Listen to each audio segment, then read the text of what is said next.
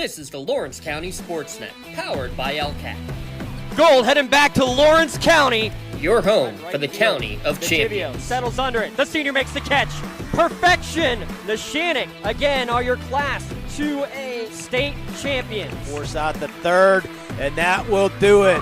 Mohawk is your 3A softball champions.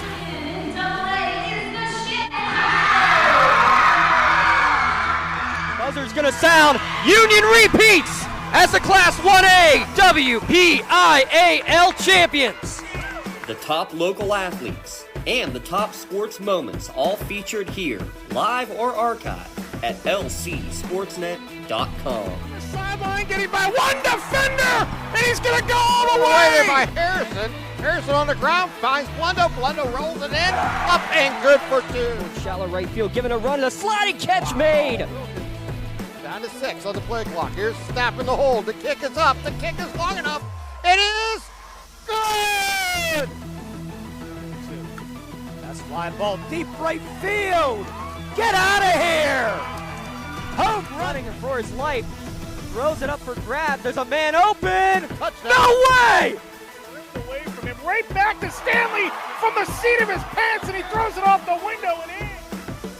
Featuring over 100 broadcasts of county events in over a dozen sports. Your voice for Lawrence County sports. The gold ball headed home to Newcastle. This is the Lawrence County SportsNet.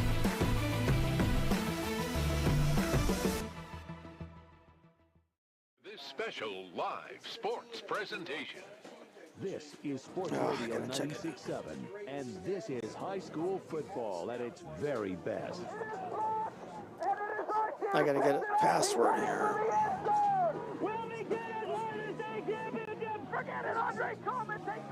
Hey. Myers back to pass, pump fake, looks, throws, long near side, get a man open! McCoy caught it! Good by 1 yard!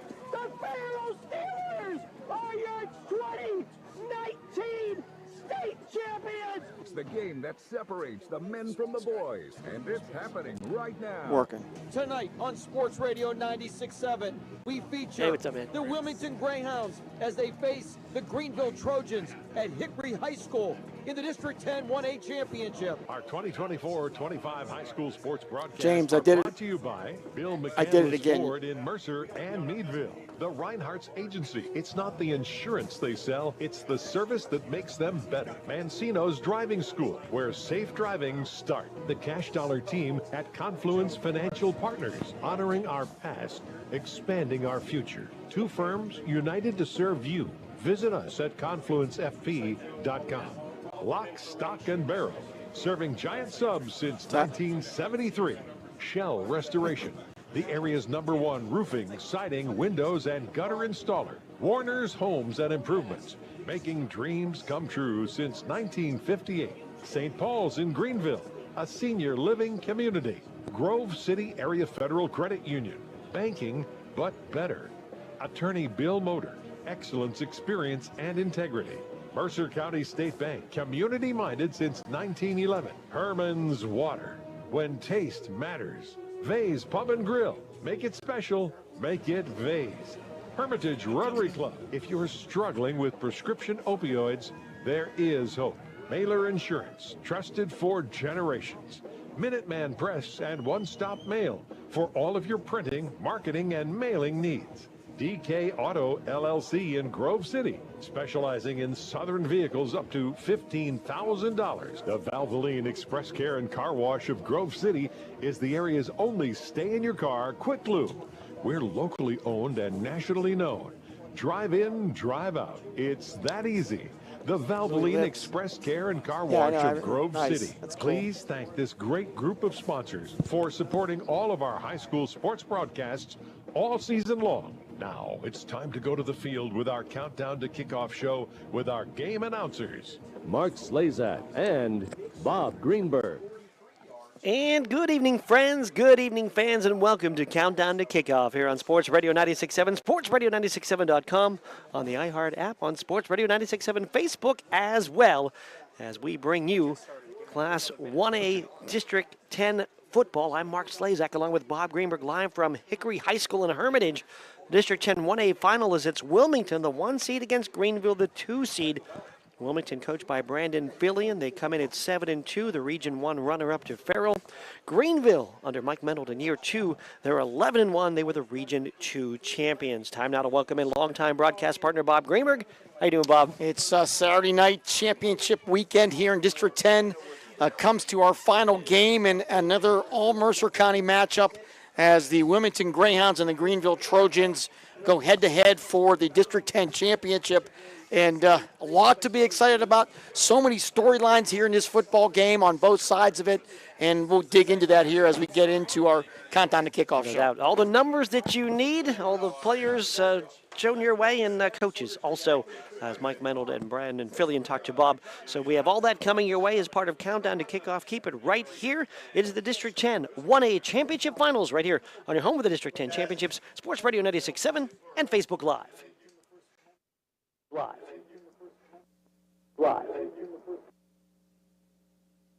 Unlock your business potential with Hermitage Minuteman Press. From eye-catching designs to professional printing, Hermitage Minuteman Press are your local experts. Boost your brand with stunning business cards, brochures, banners, apparel, and more. The Hermitage Minuteman Press team ensures top-quality results with lightning-fast turnaround. Plus, their marketing solutions will take you to the next level. Elevate your image and stand out from the competition. Experience excellence in printing and marketing at Minuteman Press today. Minuteman Press, 3170 East State Street in Hermitage. Online at hermitage.minutemanpress.com or follow them on Facebook. Mention this ad and receive 10% off your first order. Hello, Shell Restoration. May I help you? Hello? Oh, I was waiting for the beep. Or the part that tells me what button to press. Nope, I'm a real person. Great.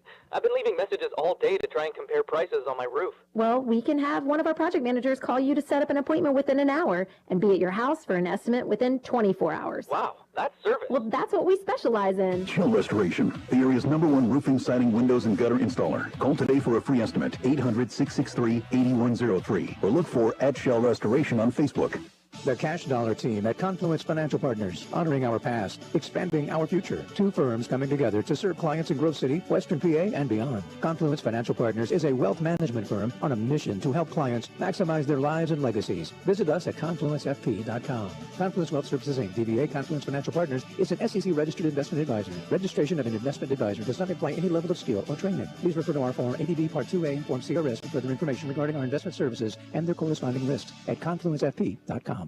We wish you were dining with us. We wish you were dining with us. We wish you were dining with us.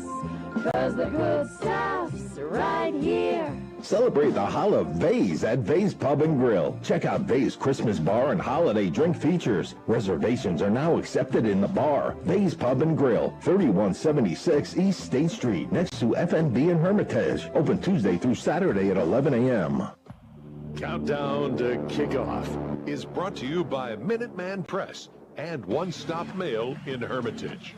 Minuteman Press and One Stop Mail for all your printing, marketing, and mailing needs. We are back here. Mark Slazak along with Bob Greenberg getting you set for the District 10 1A Finals. We're on the radio on Sports Radio 96.7. We're on Facebook as well, and that's because of some great sponsors. Yeah, our District 10 championship trio of sponsors brought us the Sharpsville-Farrell game last week and the classic Hickory-Sharon game last night. Sunbelt Rentals, sunbeltrentals.com. Also our friends at Erie Canal Bar and Grill in Sharpsville, and the Hudson Companies. Visit them at hudsoncompanies.net. We'll hear about them throughout the night, and you'll also see their logo on our screen throughout the night as well. We also thank James Dotson and the crew with LC SportsNet providing cameras and help production-wise on this game, as we partnered with them to give you what could be a great game tonight. Wilmington hosted Greenville in week 1, and here they do battle again in the championship week. What a story. What a story for both programs. Of course, Wilmington under head coach Brandon Fillion looking for their first championship since 2020. They have been a perennial powerhouse in District 10 since they joined District 10 back in the early 90s, but they haven't won one since 2020, and they're looking to change that here tonight. No, we started our broadcast season on the 23rd of August at Wilmington in this matchup that saw Wilmington beat Greenville 28-7. Jamie Miller with a touchdown, Chase Mitchell with a score. Jamie Miller then with an amazing punt return. Soldrich hit Shell for a touchdown pass, and Miller finished it off with a 1-yard run for the 28-7 final. But we saw a great game, and then since that time, there have been 0 losses for the Greenville Trojans. They just continue to roll through the season as they have played extremely well, and they meet here in the district championship game. Yeah, I mean, both storylines are amazing. Greenville, as you said, this has been a historic year for Coach Mike Menold. 1 win a year ago. Think about that. Yeah. 1 win a year ago now in the District 10 championship tonight, looking for their school's first district title since 1999. It's been 25 years trying to change that here as well.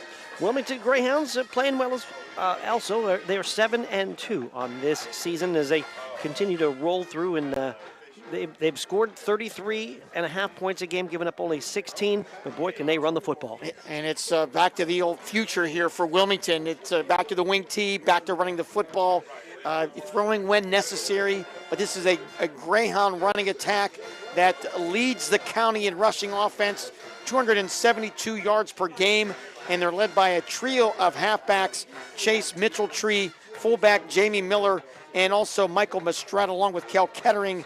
These 4 have really done a fantastic job, and as per usual of over these years, you really can't focus in on one of them. No, it's a traditional wing tee set, and those 4 have been great to combine for 2,450 yards net to lead the area. Mitchell with 728 leads the way. Miller's got 690, Mastretta 415, 385 from Kettering, as they've been able to move guys around into the different spots in that wing tee. Battled through a couple injuries throughout the year, but they continue to keep the running game going, and they've done a nice job. And directing it all has been Wesley Vascal. And Wesley does a fantastic job of handling the ball. And as we've seen with many Wilmington teams, if they can run, then when they go to the pass, they can surprise you. And they've got some guys that can make a play there too. And I'll say this before we go into any more details. Wilmington doing something tonight that I have never seen in my 38 years. What is it? This is a unique, all-time unique setup tonight. They are starting no seniors in tonight's starting lineup. They have all underclassmen, not one senior in their starting lineup. Think about that. All the years we've covered football, never seen a lineup without a senior, and that bodes well for the future, obviously, and also a team that knows they have future games no matter what happens tonight. And like we say, every time we get to this spot, when you get a team that's young that gets to a championship game, win it while you're here. You never know if you can get back. Even with no seniors, you just never know. So Wilmington going to try to take full advantage of that. We mentioned Vascal, 22 of 47 passing. So they've only thrown the ball from their quarterback spot 47 times on the year, complete just under 50% of those. But they've also, with those 22 completions, they have 10 touchdowns. Wilmington defense will be challenged tonight, taking on this multi-talented Greenville offense, led by big Jacob Coulter, the 285-pounder, Colin Raleigh, also 240-pounder, the 2 big defensive tackles, some very athletic linebackers, Jamie Miller and Rowan Miller, along with Danny Leonard. This is a very talented Wilmington team, very young, and they're looking to get back on top, but it will not be easy taking on this Greenville team that is really playing their best football. No doubt. We'll take you into Greenville at this point, a team that continues to roll at 11-1, lost that opening game to Wilmington, and then knocked off Sharpsville, Cambridge Springs, Cochranton, Mercer Northwestern, Lakeview, Sagertown, Maplewood, Eisenhower, Lakeview, and Cambridge Springs, the defending District 10 champs, to get to this game. Greenville 11-game winning streak is the longest for the program since 2013. And that year they lost in the District 10 semifinals. The last time Greenville, if they win tonight, which means a 12-game winning streak. The last time they've done that was in 1996 under the great Bob Stone when the Trojans reached the state semifinals, finishing 13-1. This Greenville team averages 33 points a game on offense, gives up 10.5 on the defensive side. They like to run the ball as well, averaging 229 yards a game. Yeah, this is a Greenville team that runs. They have 2 different offenses. It's such a unique setup here for Greenville. Talking to both coaches, you'll hear from them in a moment, but Nick Soldrich will play quarterback sometimes. Cal Thurber will play quarterback sometimes, and it's almost like if you're Wilmington, you got to defend and prepare for two different teams. Yeah, when Thurber plays the quarterback, it's kind of like a mirror of the Wilmington offense, where they'll go the double wings and use some wing T stuff with Thurber at the quarterback. When Soldrich plays the quarterback, he's a little bit of a better thrower. They'll use Thurber as a wide out, so keep the same guys out there, and they can just make a couple tweaks here and there. And it's two teams that you have to defend against. They also give us two starting lineups on the page. That's how much they plan on using both of them. It's kind of cool. I'll give you a preview of what Mike Menold said when I asked him about this offense. Why? What was the brainstorm behind it? He said, because Nick Soldrich likes to be the running back. There you go. So we have to kind of create something to make him happy, and obviously you make one of your stars happy. Well, Rudy Gentili is over 1,000 yards. Soldrich is nearly at 1,000 yards, and a team that has actually rushed for more yards. They've played more games, 2,756 yards on this season, averaging 229 a game in this output here for the Greenville Trojans. 13 touchdowns for Gentili, 12 for Soldrich. And this is a Greenville defense led by Horatio Calvin and Jackson Leskovic up front. Of course, Justin Schell is having an all-state season on both sides of the ball. Schell with 11 interceptions on the defensive side, 14 touchdown receptions. He's only a sophomore. He's having a spectacular season. Yeah, he's great at just catching the football. He's got great ball skills. How about that team? 23 interceptions as a team for Greenville, with Schell leading the way with 11. Also, you mentioned Calvin with the 5.5 sacks up front. So it's been a good balanced team. When Soldrich does throw the ball, he completes the passes at about 61%. He has thrown for 15 touchdowns. You mentioned Schell. He's the top pass catcher, 33 catches and 13 touchdowns. I was told yesterday it's been a weird year. You had Southern Columbia eliminated from the playoffs for the first time ever. Aliquippa did not make it to the District 7 finals. Last night, Farrell losing their first time ever to District 9 team. And here's another stat that we'll see if it plays out. Greenville has lost 13 games in a row to Wilmington. Wow. Wilmington 7-0 all-time against Greenville in the postseason. So in a year of weird things happening, is this one of those stats that could be turned around here tonight as well? We'll find out. We're going to take a break here. When we come back, we will hear from the coaches. Mike Menold from Greenville, Brandon Filligan from Wilmington. It is Greenville and Wilmington in the District 10 1A final right here on your home for the District 10 Championships, Sports Radio 96.7 and Facebook Live. Did you know that Mancino's Driving School can give you your driver's test? That's right. Mancino's Driving School provides an approved Pennsylvania Department of Education certified driving course as well as behind-the-wheel training. Mancino's Driving School offers one-on-one, on-the-road driving lessons 7 days a week with day and evening hours. They use only certified driving instructors that have undergone extensive background investigation. For details or more information on adult training, go online to mancinosdrivingschool.com. Since 1925, the Shenango Valley has relied on one name for all their insurance needs, Mailer Insurance. Through generations of trust, Mailer Insurance protected families, homes, and businesses, providing security in uncertain times. From auto and home to life and business, Mailer Insurance got you covered. Call Mailer Insurance today at 724-962-5757 for a free consultation, or visit them at mailerinsurance.com. Mailer Insurance, trusted for generations. A Reinhardt's Agency Inc. affiliate. Imagine a bathroom that's not just a room, but a sanctuary. At Warner's Homes and Improvements, they believe in taking the time to get it right. That's why they are proud to introduce their bathroom installation service, where done in a day is a thing of the past. Experience the difference of a bathroom designed for you, not the clock. Visit Warner's Homes and Improvements on Route 19 in Mercer, or at warnerconstruction.com. Warner's Homes and Improvements, where your bathroom is our masterpiece. Don't rush perfection. In 1973, Lock, Stock, and Barrel opened their doors and served their first of over 3 million giant submarine sandwiches.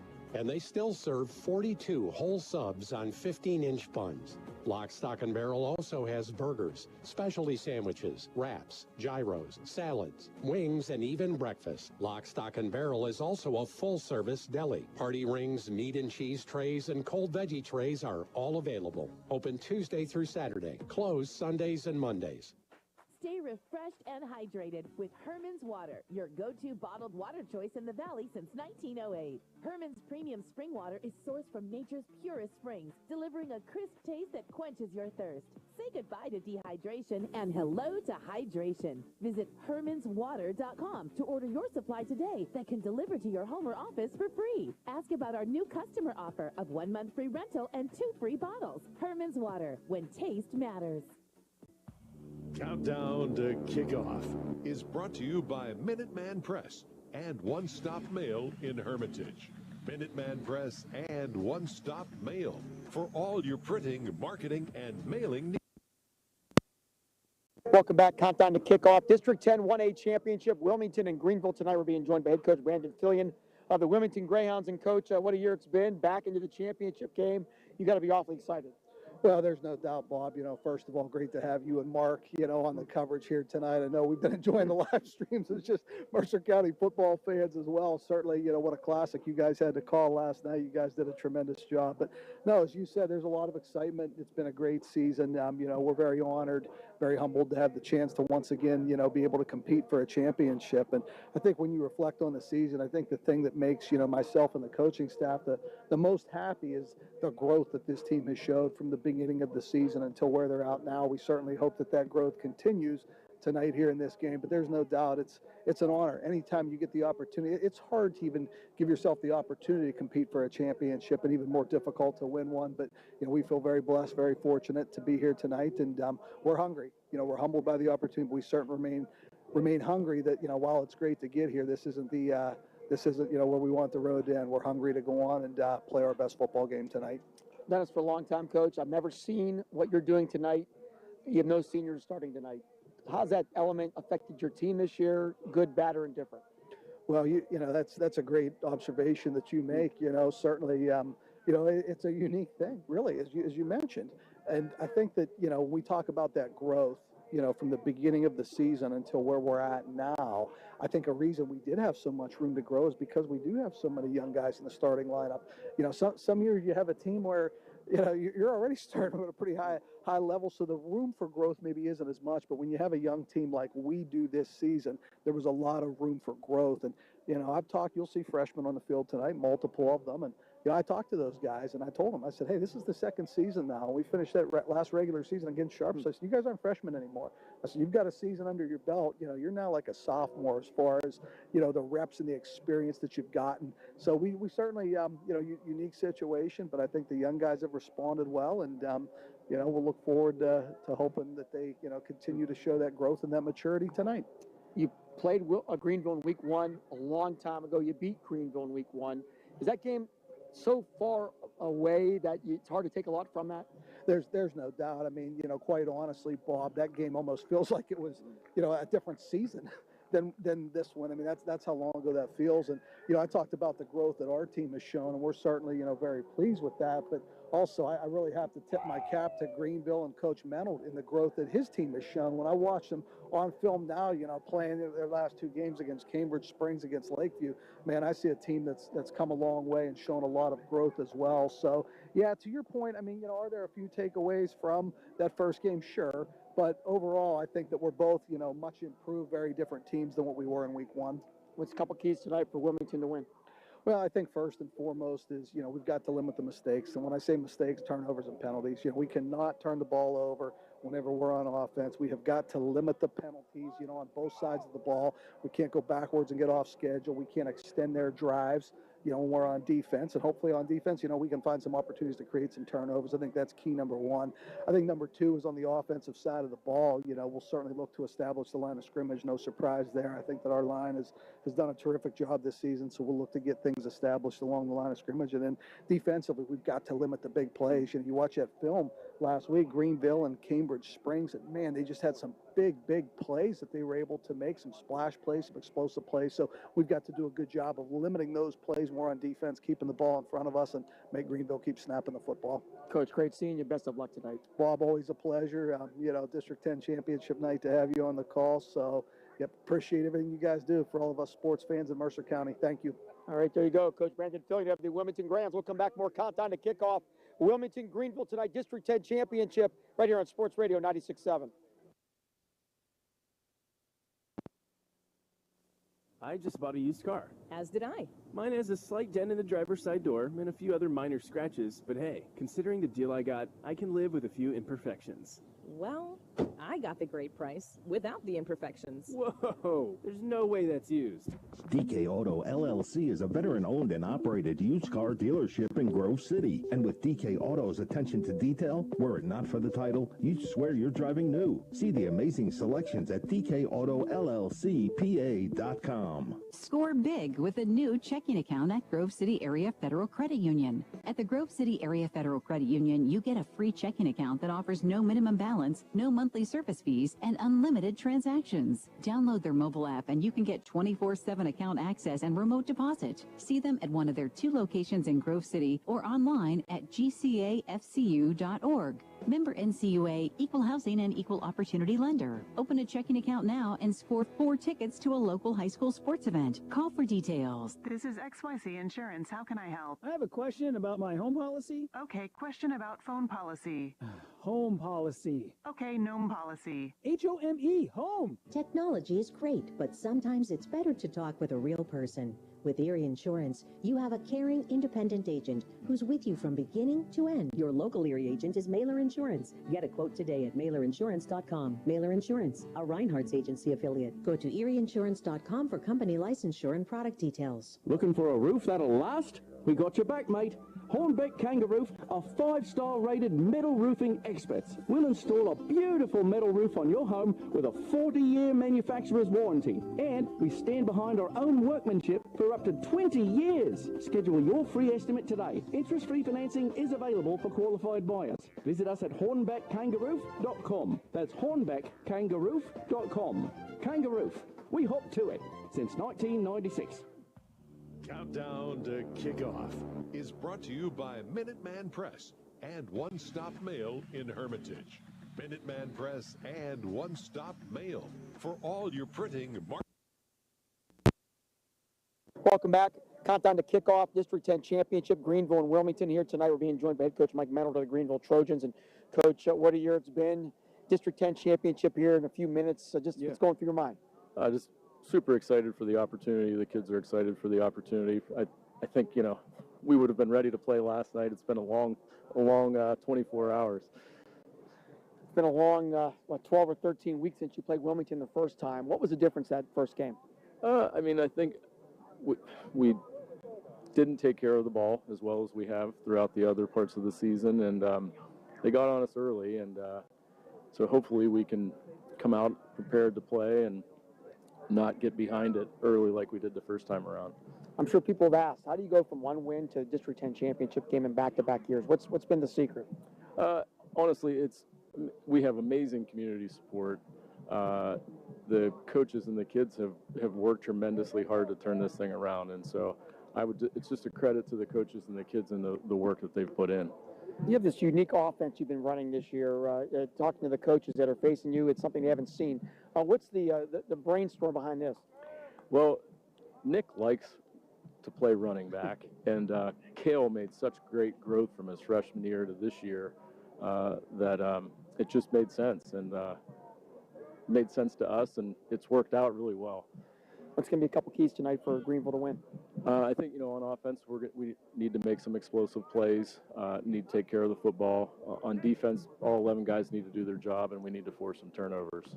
Coach, best of luck tonight. Thank you very much. Appreciate it. Here you go, Mike Mennel, head coach of the Greenville Trojans. He will come back, Minuteman Press, starting lineups, and the kickoff.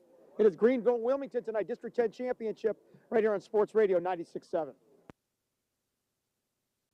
This CBS Sports Minute is brought to you by Grove City Area Federal Credit Union, offering great benefits and fantastic savings. Visit them online at gcafcu.org. I just bought a used car. As did I. Mine has a slight dent in the driver's side door and a few other minor scratches, but hey, considering the deal I got, I can live with a few imperfections. Well, I got the great price without the imperfections. Whoa, there's no way that's used.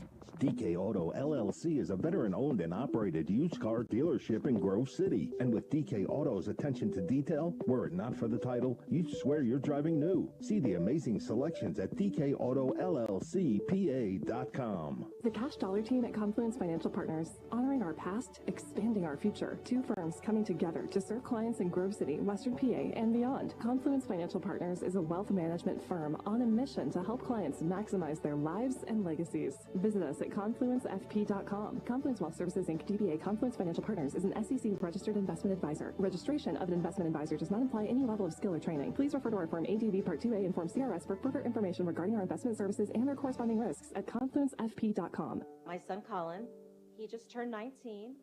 He bought Xanax off of social media. It was laced with fentanyl, and he never woke up. We're in the midst of a fentanyl crisis. We're seeing substances, marijuana, cocaine, Xanax pressed with fentanyl. Fentanyl is extremely potent. One pill pressed with fentanyl is enough to kill you. Contact Mercer County Behavioral Health Inc. in Mercer, PA at 724-662-2230. Brought to you by the Hermitage PA Rotary Club and the Mercer County Opioid Settlement Fund. The first quarter is brought to you by the Grove City Area Federal Credit Union. Banking, but better. Back here at Hickory High School, Mark Slazak along with Bob Greenberg. Aaron Byro back at the studio. LC SportsNet crew on our video tonight. And it is time for the starting lineups in this District 10 1A championship game. Today's starting lineups are being brought to you by Minutemen Press and One Stop Mail in Hermitage. Minutemen Press and One Stop Mail for all of your printing, marketing, and mailing needs. Follow them on Facebook. Wilmington has won the toss. They have deferred, so Greenville will start the game on offense, Mark. Greenville offense looks like this, with the quarterback Nick Soldrich, the running back Rudy Gentili, the split end Justin Schell. You'll see Justin Leskovac at tight end, the slot Cale Thurber, and the split end Keith Covert. The offensive line will be Blake Hedlund, Horatio Calvin, Cameron Reimold up front with Adam, Terry, Blaine Schwartz, Jaden Schuver, and Jackson Leskovac also seeing time up front. If they do go to the alternate offense, Cale Thurber becomes the quarterback, Nick Soldrich becomes a running back. Wilmington defense, the ends are Cam Kettering and also a Maverick Whiting. The tackles are Jacob Calder and Colin Raleigh. The linebackers, Jamie Miller, Danny Leonard, Rowan Miller. The safeties, Chase Mitchelltree, Michael Mistretta. The cornerbacks, Freddie Zettner and Cale Kettering. And we are just about ready to go here. 2024 District 10 1A Championship. It is Wilmington and Greenville. We have a Erie crew led by our referee Darren DeFranco on the game. Greenville will wear the white uniforms with the blue pants and the blue helmets. Wilmington will wear the blue uniform jersey, white pants, and a blue helmet. White numbers for Wilmington, blue numbers for Greenville. A couple of the keys of the game on Wilmington: balance, M+M+M. That's the backfield, of course. And on the Greenville side, 1,000 yards, 1,000 more, find a run game. And we are ready to go here as Wilmington and Greenville kicking off from Hickory High School. Beautiful night for football, big crowd here as well. Ryder Turvo to get the foot into it. And it is time to go with the kick taken the far side for Bromley. And Bromley going to run it across the 20-yard line and be stuffed short of the 25. And that's where we will start offensively in the District 10 championship game here in Class A. Both these teams moving down to class from a year ago. You mentioned in the pregame, Greenville just one win a year ago. And now 11-1. And in the District 10 finals, it's an amazing story. I know Professor Briggs and I, we've been trying to do some research, but the 1 win to 11 wins, we haven't confirmed it yet, but no question, one of the greatest turnarounds in Mercer County history. So Solders will start in the quarterback spot with receivers stacked to the near side. Solders going to tuck and run to the near side. 20, and now gives ground a bit. Now turns the corner, gets to the 25, and banged out of bounds at around the 26-yard line. Get a couple on that play, and the hard-charging Greyhound defense, Danny Leonard coming over, the 6', 205-pound junior, will give Soldrich a yard on first down. It'll be 2nd and 9. When they spread the set and go extra receivers, we'll see Soldrich at the quarterback. When they're looking to run that double wing set, we'll see Thurber play quarterback. I see some people on our Facebook feed are saying they haven't seen the H before. This is the world-famous H. This is what I call the stadium now. This is the H. That's the nickname now for the stadium. 33 yards from one end to the other. Covert going to go wide to the left. Shell will come to the near side. And then Leskevec will move to the left. And it's going to give to Gentili near side 25. And Gentili going to be banged out of bounds at about the 31-yard line. Set up a third down and manageable here. Boy, a big hit there by Mitchelltree right on the white line. And pick up about 4 in the play. It'll be third and about 4. Going to spot that football right at the 30-yard line for a third down and 4. Just underway here from Hickory High School. The District 10 Class A championship game. Just one team moves on to the state playoffs in football and gives it more meaning to this game right here, with it being a finale for somebody. Shell to the near side. Covert will go to the far side. And we'll have Thurber as a wing on the left side. And it's a keeper for Shoulder trying to run to the left side. He's going to get grabbed, and he's going to be pulled down short of the 30-yard line.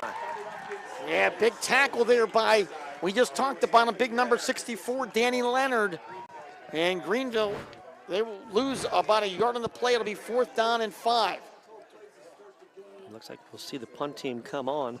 The big play by Danny Leonard. Leonard, the 205-pound junior, 6 foot tall. And a flag comes in here. As they were getting ready to punt, legal substitution on Greenville. Too many on the field. So yeah, a couple guys, they broke the huddle, and a couple guys left the field, and that's a 5-yard penalty. So our first flag of the game. They'll make it 4th and 10 now for Greenville at their own 24. Solders will be the deepest of the two in the area to get the punt away. Another flag comes in, and the punt's going to be fielded by Wilmington at about the 45-yard line. And it's going to be Mitchelltree who's going to run it across the 50 and into Greenville territory at the 48. Let's see what the flag was. I'm guessing somebody moved early, and I'm guessing Wilmington will decline this. 2 quick flags, and we've seen here on the first drive. We saw plenty of flags from this crew a week ago in the Farrell-Sharpsville game. So the ball right now at the 48 of Greenville. Legal procedure against Greenville, and they will. Well, let's see what they do. They're going to add it to the end of the play. Some discussion. Darren DeFranco's our referee. Chris McNally, our umpire. Jim Mulhaney will be our head linesman. Lisa Spack will be our line judge. Alan Hansford, the back judge. Kevin Height and Rick Zamanek. So there are other officials in this one, and they're going to add 5 to the play. So Wilmington offense looks like this. Up front, the tight end is Rowan Miller. The tackles, Jacob Coulter and Colin Raleigh. The guards, Danny Leonard and Maverick Whiting. The center is Aiden Boyer. We'll get to the rest here in a moment. 2 receivers will split wide. Motion, they'll give it to Kettering, sweeping near side. And Kettering, who came off that right wing, will push down to about the 43-yard line. Also up front for the Greyhounds, the split end is Freddie Zettner. The fullback is Jamie Miller. The halfbacks, Chase Mitchelltree, Michael Mistretta. And we'll also see Cale Kettering. The quarterback is Wesley Bascal. Defense for Greenville up front, Jackson Leskevec, Horatio Calvin, Blaine Swartz, and Cameron Reimold, as well as Team Calvin. Justin Shell, Kyle McGurr, Logan Bromley, Rudy Gentili, Kenny Millat, Keith Covert, Cale Thurber, Nick Solderich. Motion behind the play, a handoff up the middle. It's Mitchelltree Miller, I should say, with a stutter step across the 40-yard line and pushes down to about the 36. And then bring up a third down and short. Picked up about 6 there on the play. Some hard running there by Miller, as you see on the replay. And it'll be third down now and about 3 for Wilmington. Probably almost a lock. It'll be 4 down territory, you would think. No doubt, Zettner will split to the right side. Fullback in the set is Miller. Kettering comes in motion, hands to Miller up the middle, and Miller inside the 30, and Miller rumbles down to 25 for a first down. And eventually down to the 24. It'll be a pickup of 12 yards for Jamie Miller. And the Wilmington Greyhounds, another first down, third with the tackle. Miller and Mitchelltree, both right around 700 yards to lead this Wilmington team that's over 2,400 yards through their 9-game season. That's the M&M boys, Miller, Mitchelltree, and Mistretta. And out wide to the right is Zettner. Pascal, the quarterback, will pitch it to Kettering. Kettering will cut back up the middle to the 20. And Kettering will get almost right to that 20-yard line. We'll see where they split the football down. But it looks like it's going to be a trip inside the McCandless Ford Mercer and Meadville red zone for Wilmington on their opening drive. And about a 4 or 5 yard pickup there. Gentili with the tackle. So you got Kettering in there too. He doesn't begin with an M, but he wants to be part of this. He's got a couple carries here on this first drive. The M&M boys, and he's the Kit Kat guy. Special K. Yeah. How about Special K? Give him that, right? There you go. Wide to the right is Zettner on second down. We'll call about 6 here from the 20-yard line. Pitch back to, this time it's going to be Mitchell-Tree working up the middle. And Mitchell-Tree will push it inside the 20-yard line, down to about the 17, maybe the 16. Third down and short. Just underway here at Hickory High School, 8:02. First quarter, no score, Wilmington and Greenville. So 5 rushes so far early on, 3 different ball carriers. This is vintage Wilmington spreading it out here. Zettner will go to the right. Mistretta now in at the left wing with Mitchell-Tree moving to the right side. Mitchell-Tree comes in motion. He'll give the middle of the fullback up the middle. Head to the 10-yard line. Bangs through a man and is inside the 10. And it's going to be, or at least near the 10, enough for a first down. Just short of the 10-yard line or either right on it, but enough for to move the chains. And the spot will determine whether or not it's first and goal or not. Yeah, another big solid run. Some big blocking up front. And it will be a first down. First and goal from the 10. And you see that big offensive line with the guards, Maverick Whiting and Coulter really doing a good early job here in this game. Mistretta left, Mitchell-Tree right, Mitchell-Tree in motion, hand up to fullback Miller up the middle, and he'll run over a man at the 10-yard line, slide down near the 5, mark him at about the 6-yard line on the first and goal run. It'll be second down and goal from the 6. 8th play of the drive here for the Wilmington Greyhounds, taking advantage of the short punt and then also the flag that was tacked on, starting at the Greenville 43 down to the Trojans 6 now on this opening drive of the game. Zettner moving out wide to the right. Wing T set. Vascal, the quarterback, has motion behind him. Fake a handoff to one. Give it up this side. It's going to be Miller on the carry, and he's into the end zone. For actually Mitchell-Tree on the carry for the touchdown. Chase Mitchell-Tree will get into the end zone for the first score. And Wilmington on the board with a 6-yard touchdown run. Yeah, Chase Mitchell-Tree untouched, able to go into the end zone. Once again, some good blocking, getting him to seal the inside, and then he was able to bounce to the outside. And just like that, it is Wilmington 6, Greenville nothing. First drive for Wilmington right down the field and into the end zone to take the lead here. Turbo to try the extra point. The kick is up, and the kick is good. And with 6 minutes and 40 seconds to go in the first quarter, it's Wilmington 7, it's Greenville nothing. We're back with more to moments. Your home for the District 10 Championships, Sports Radio 96.7 and Facebook Live. St. Paul's Without Walls Home-Based Services is seeking compassionate individuals who love to help others and who will nurture meaningful relationships with the clients we care for. Parents with school-age children, college students, retirees, or anyone seeking a role that fits around their life will find this opportunity especially rewarding. Visit stpaul's1867.org/join our team to apply for a companion or care partner position with St. Paul's Without Walls Home-Based Services. St. Paul's is an equal opportunity employer. The first quarter is brought to you by the Grove City Area Federal Credit Union. Banking, but better. Back here, Hickory High School, Wilmington on the board. 7-0 in the Chase Mitchell-Tree. 6-yard touchdown run. 9-play drive, 43 yards, and a length of the drive was 4 minutes and 12 seconds, all on the ground. And the Wilmington Greyhounds have taken a 7-0 lead. On their first possession. Get it, so it'll be Turbo set to kick off.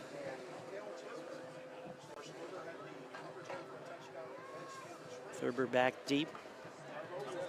Shell and Bromley as well. It's going to go to Bromley at the 12-yard line. He dropped it, picks it back up, stumbles and falls at the 20, and then gets covered at the 20-yard line. So that's where Greenville will start. The long field in front of them.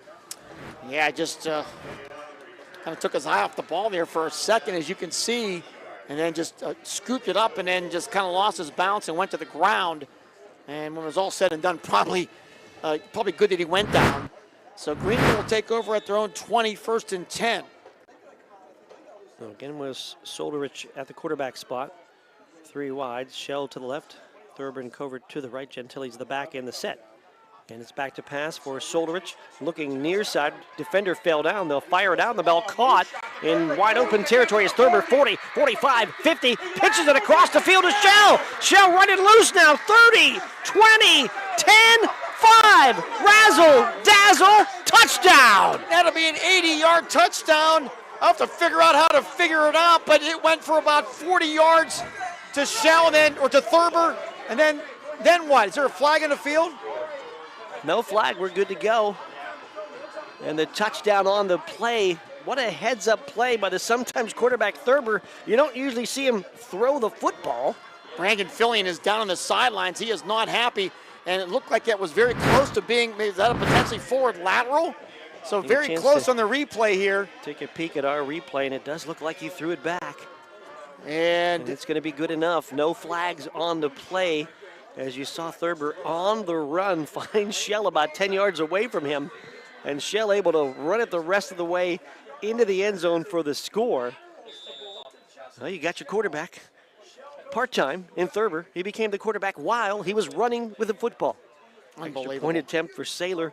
Snap is back. Ball is down. The left foot kicker puts it up and puts it through. And with 6:19 to go here in this first quarter, Greenville on the board, and they'll tie it up. Wilmington 7, Greenville 7. We're back with more to moments on your home for the District 10 Championships. Sports Radio 96.7 and Facebook Live. Score big with a new checking account at Grove City Area Federal Credit Union. At the Grove City Area Federal Credit Union, you get a free checking account that offers no minimum balance, no monthly service fees, and unlimited transactions. Download their mobile app and you can get 24/7 account access and remote deposit. See them at one of their 2 locations in Grove City or online at gcafcu.org. Member NCUA, Equal Housing and Equal Opportunity Lender. Open a checking account now and score 4 tickets to a local high school sports event. Call for details. The first quarter is brought to you by the Grove City Area Federal Credit Union. Banking, but better. Hey, Ryan Briggs here to figure out what that all had. Stats on that. What a play. So it's an 80-yard touchdown. Solderich passes to Thurber, and then Thurber flips it across the field to Justin Shell, who finishes up in the end zone for the touchdown. How about that? And Greenville and Wilmington are tied at 7. Mark Slazak along with Bob Greenberg. And a great some camera work from our LC SportsNet crew as well. Thank you so much, guys. And then you saw the replay. Unbelievable play. Brandon Fillion was not happy. He was down the sideline trying to get his piece to one of the officials. And either way, it's 7-7 here. What a start to this football game. Kickoff is going to be an onside kick attempt. It's going to be picked up on the run. And up the field is Cam Kettering, who scooped it and almost broke through. Kettering grabs it and returns it to near midfield. So a little onside kick, a little trickery there by Mike Menold, and it almost paid off. It almost blew up at the same time when you think Kettering, he was maybe an ankle tackle away from running it back the other direction. As everybody's chasing the ball down the field quickly there. Here's Wilmington quickly to the line of scrimmage. Pascal will pitch it right side. It's Mitchell-Tree trying to get outside 50, and we'll back cut to the 45, and inside the 45 to about the 43-yard line on the run. Unbelievable play. 1-4. I mean, that's one you don't see every day. No. It reminded me of something that the Kansas City Chiefs would do. That's a play like they would do. That's the one thing I can think of at this point. And I think we saw that last year, and I think somebody was offsides to start the play, so it didn't count, but I don't think it was anything by design. I think it was just by the design of Cale Thurber, who saw his buddy when he was getting tackled. 2nd down and 3 after the gain of 7. And up the middle, that's Miller. And Miller trying to push down to the 40-yard line, going to be a little bit short. A yard short of the first down, picks up a couple. 5:28 to go here, first quarter. We are tied at 7. And I have just sent a note out to the professor to get a statistical clarification on that. They got to give the touchdown in the end to Shell. He's the one in the end zone. How you figure out the rest. 3rd down and a yard, just short of the 40-yard line. On the left side of the Giant H here at Hickory High School. Wing T set, handoff up the middle of the fullback, 1st down and more, inside the 35 and down to the 34-yard line. Pickup of 7 yards there for Miller, 37 already in this first quarter on 6 carries.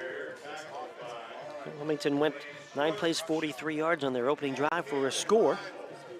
Greenville on their second possession with the 80-yard touchdown on a 1-play drive. So the Wilmington Greyhounds, they've had 2 possessions, started at the Greenville 43 and at midfield. That's been a great way to get started for this Greyhound offense. Mitchell Tree comes in motion. They'll give him the ball off the left side. Mitchell Tree with a stiff arm across the 30-yard line and down near the 29. So give Mitchell Tree another gain of about 5, maybe 6 there on the carry. 4:17 first quarter, 7-7 Wilmington and Greenville. So as Professor's telling me right now, it goes as a TD catch for Shell, but it's not a reception. He'll get 40 yards in a touchdown. Thurber will get a catch for 40 yards. So that's great. Unbelievable play. Here's a fake handoff up the middle. They'll give to Mitchell Tree from the right side. Mitchell Tree will dive to the 25-yard line. Looks to be just short of the first down. Just to recap the play, it was an 80-yard touchdown play. Solderich passed it to Thurber, and Thurber went about half the distance, 40 yards, and then gave it off to Shell, who finished it off for the second 40 yards and the touchdown. 3rd down and 1 in a 7-7 tie. Wilmington trying to score for 2 times in 2 possessions here. Mistretta will be on the left side of the wing tee. To the right side is Mitchell Tree. Up the middle, it's Miller, and Miller going to pick his way through the middle for what looks to be a first down. And now as they realign, there's one official on the near side. Far side official was actually calling it short. Near side official, where the ball came to that hash, looks like they have enough, and that will move the chains. So Solderich, just to clarify that, it's an 80-yard touchdown for him. And so 40 yards to Shell, which is not a reception, 40 yards to Thurber, which is a reception. That is one for the ages. Thank you, Professor Briggs. Going wide to the right will be Zettner. Did get the first down, 1st and 10 from the 25-yard line. And they're going to give it on the double handoff. It's going to go right side, running to the outside edge will be the ball carrier, Mistretta, getting the ball for the first time. Mistretta will take it to about the 21-yard line on misdirection. Both wings cutting across, not a double handoff. Looked like it was a bit, but not. Mistretta to the 21. So put it at the 21-yard line for 2nd down after a gain of about 3. And we're down to about 2 minutes to go here in this first quarter. We are tied at 7. Wilmington threatening again. Zettner to the near side. Miller will be tight on that right side on the end. Wing tee set, motion, and movement up front. And we got a flag. Hit some hard motion and a hard count by the quarterback, Vascal. And it'll be offsides on Greenville. He would have drawn them off as Tree worked to the right side. And we got that motion into the penalty. Give them 5 free yards to set up a 2nd down and about 2 here. We talked about the oddity of the last few weeks in the playoffs with Southern Columbia and Aliquippa, and now we get a play like this, so you don't see every day. Zettner out wide to the left. Mitchell Tree right, Mistretta left. Mitchell Tree in motion. They'll give it to him, trying to sweep the near side. Gets hit in the backfield, I should say, and gets knocked down short as the ball back to about the 18-yard line. Yeah, Leskovic with the nice tackle there, as he was able to beat his man and then was able to go underneath the running back. And it'll be 3rd down and a couple. It's almost 3 now as it moves back to the 18-yard line with 1:11 to go in the first quarter. Miller, the fullback, wings to each side. Mitchell Tree in motion. He'll give him the football. Cut back to the 15, to the 10, and he's down inside the 5-yard line. It'll be 1st down and goal for Wilmington. Yeah, pickup of about 13 yards from the 18 down to the, well, let's see what they, down to the 5 for Mitchell Tree. And the Wilmington Greyhounds right now with 85 yards rushing in this first quarter and trying to retake the lead here. And entirely on the ground for the Greyhounds. Zettner will go wide to the right. Mitchell Tree right, Mistretta left, Miller the fullback. Vascal the quarterback, Mitchell Tree in motion. Hand to Miller, left side, 3, 2, 1, over a man and into the end zone for a touchdown. And did they? Well, They're going to say not into the end zone. They're going to call his knee down inches short.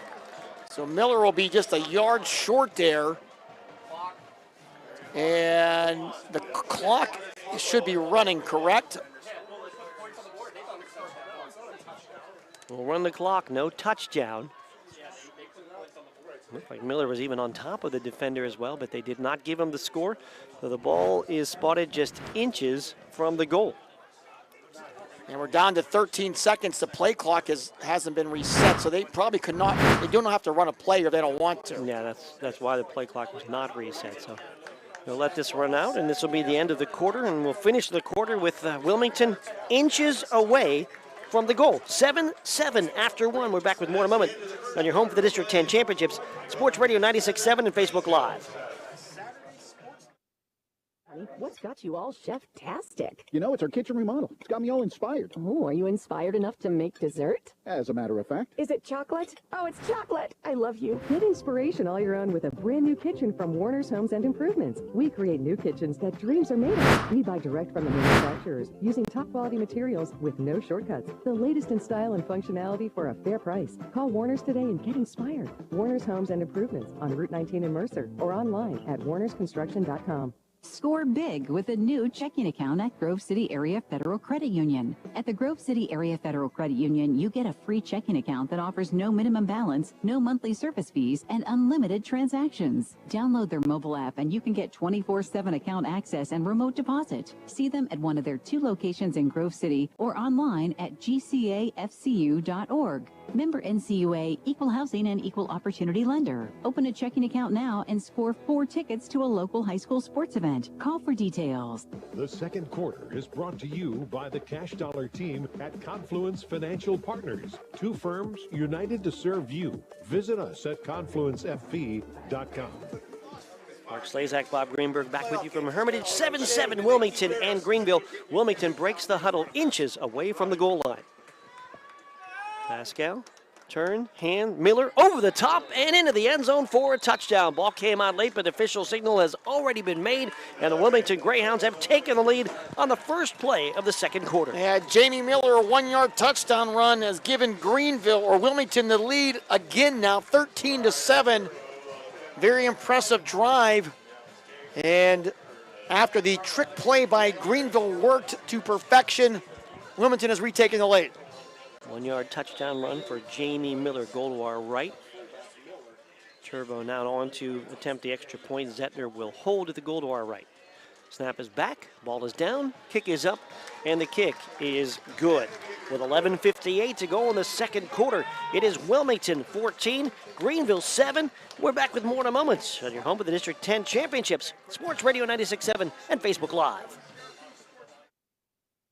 XYZ Insurance, how can I help? I have a question about my home policy. Okay, question about phone policy. Home policy. Okay, gnome policy. H-O-M-E, home. Technology is great, but sometimes it's better to talk with a real person. With Erie Insurance, you have a caring, independent agent who's with you from beginning to end. Your local Erie agent is Mailer Insurance. Get a quote today at MailerInsurance.com. Mailer Insurance, a Reinhardt's agency affiliate. Go to ErieInsurance.com for company licensure and product details. The second quarter is brought to you by the Cash Dollar team at Confluence Financial Partners. 2 firms united to serve you. Visit us at confluencefp.com. 11-play drive for the touchdown, 50 yards and 6:21. Jamie Miller, his 7th rushing touchdown of the year from a yard out. Turbo with a point after. Wilmington with a 14-7 lead. Thank you so much to Sunbelt Rentals for being part of this video portion of the broadcast. Explore the power of Sunbelt Rentals, no matter your project or location. Sunbelt Rentals, here to serve you. Sunbelt Rentals, big and small. Sunbelt has it all. SunbeltRentals.com.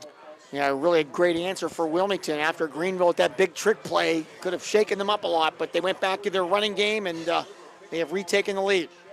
Kick off to the near side and grabbed by Bromley at about the 17-yard line. He'll get ahead to the 25, and that's going to be it.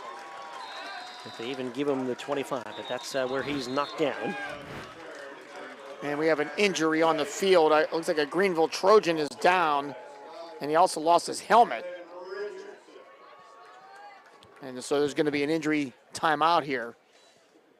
And we'll keep it right here for a moment. That's an important player, too. That's Cale Thurber, who is down at that spotted around the 18-yard line. And we'll check out that injury as players take a knee, but he is quickly to his feet. And whatever it was, is looked like he might have got hit. Maybe got hit in the wrist or something on the. I'm looking on the replay here. It was in the middle of the pile there, and then he kind of ran out holding something. So, but it looks like he'll be okay, which is great news for Greenville. So Greenville will start at their own 25. There are 3 drives starting from their own 24, their own 20, now they're 25. The one from the 20, though, they turned into an 80-yard touchdown play on one play. Thurber was part of that. He will not be out there right now. With the injury, he comes off the field. So Soldrich will be the quarterback. And we'll go to Zach Copeland as the wide receiver in Thurber's spot. Covert to the near side.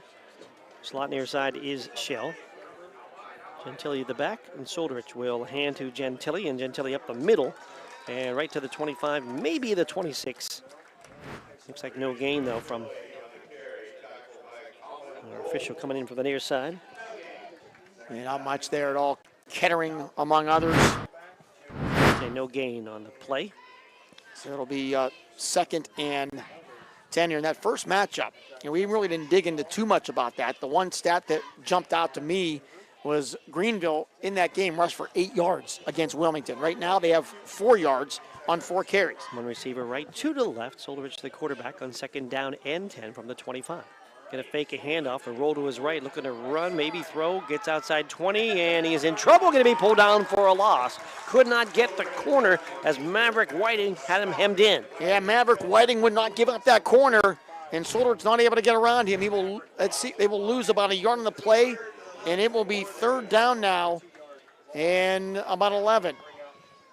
That fake to Gentili and then try to roll to the right, but just could not get the corner, as you mentioned, around Whiting. Pulled him down at the 19-yard line, so a loss on the play, 3rd down and 11.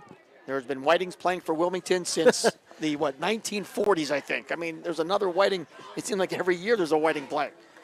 10:37 on the clock, 14-7, the Wilmington lead. Motion behind the set. Soldrich back to pass, looking near side. He's in trouble. He gets hit. He gets sacked back at the 12-yard line.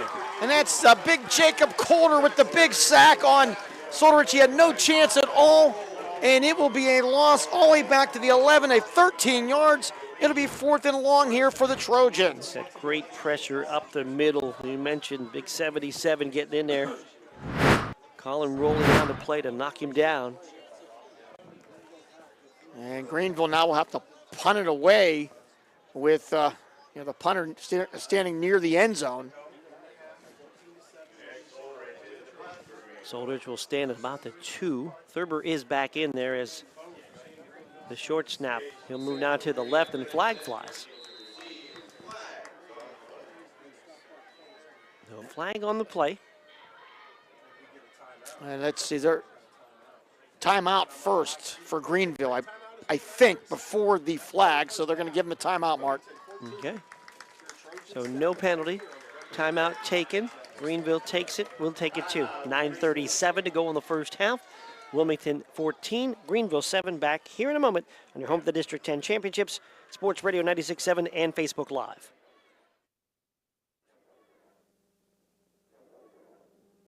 I just bought a used car. As did I. Mine has a slight dent in the driver's side door and a few other minor scratches, but hey, considering the deal I got, I can live with a few imperfections. Well, I got the great price without the imperfections. Whoa, there's no way that's used.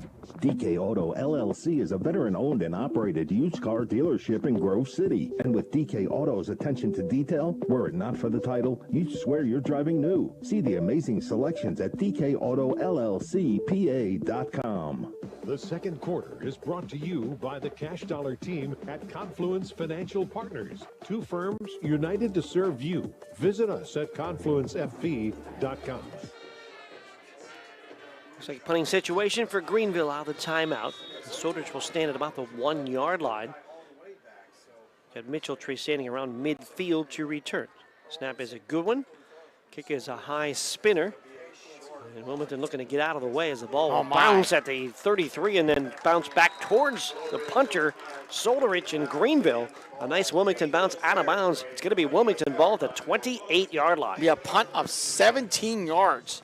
And so Wilmington will start in great field position at the Greenville 28-yard line. They lead 14-7, 9:30 to go first half.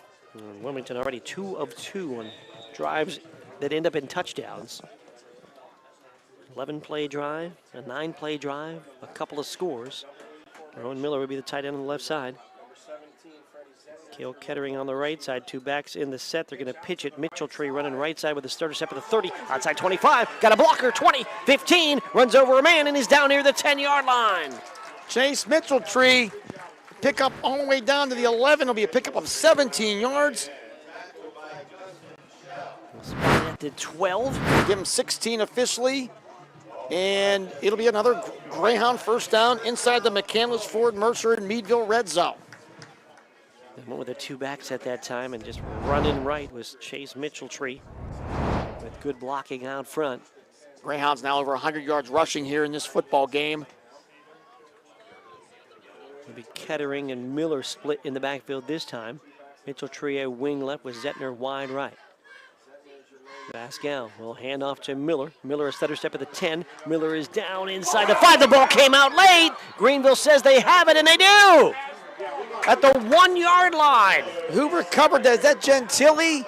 That is Gentili. Somebody stripped the ball out of his hands, and as Miller was taking the extra effort, and I think Gentili stripped it and recovered it.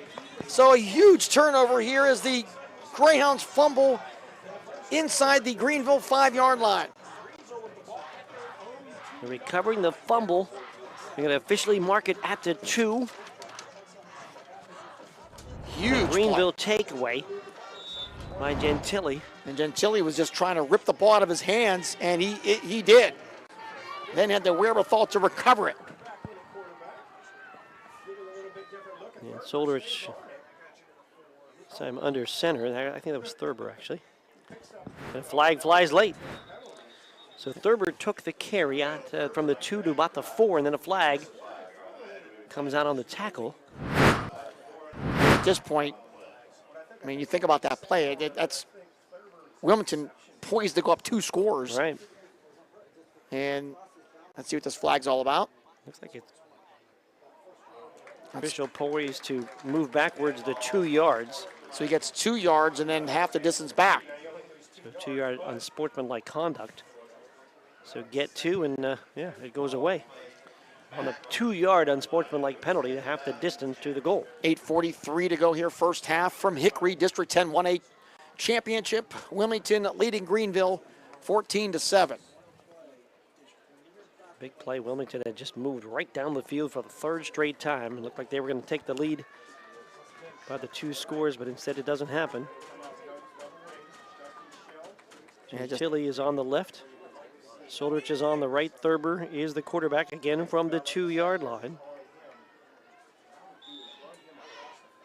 Calvin behind him. Thurber takes the snap. He's back to pass. He loads up. He's going long right side, and it is too strong. He tried to get it over the top to Justin Schell. Good coverage by Zettner, and the pass incomplete. Yeah, it was Justin Schell's time. He has been quiet so far outside of the one big play, but at least through the air.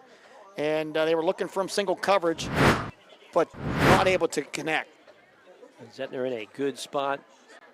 It's actually a little bit deeper down the field.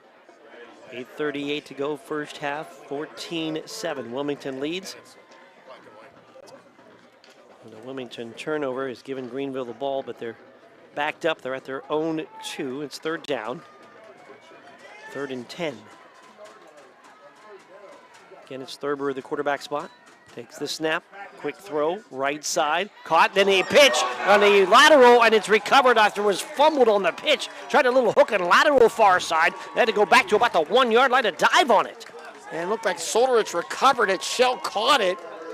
It was about 4 in the play. It was Schell on the catch and then tried to pitch to Solderich immediately, and he had to run back after the pitch was kind of behind him. He got a hand on it and get it back right at about that 2-yard line. Dangerous play. And now a punt from the back of the end zone for Nick Solderich. I'd like to see this Greenville playbook. Well, where are these plays coming from? So Solderich will stand on the R in the end zone of Hornets. He'll kick it away. Wilmington had a good rush. It's another short kick, and will bounce laterally out of bounds at around the 25-yard line. And that was, talk about dangerous.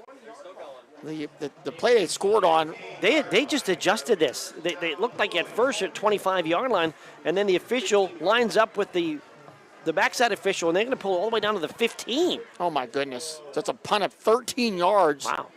So Wilmington, once again, for the third time in their 4 possessions, able to start in Greenville territory now at their 15-yard line.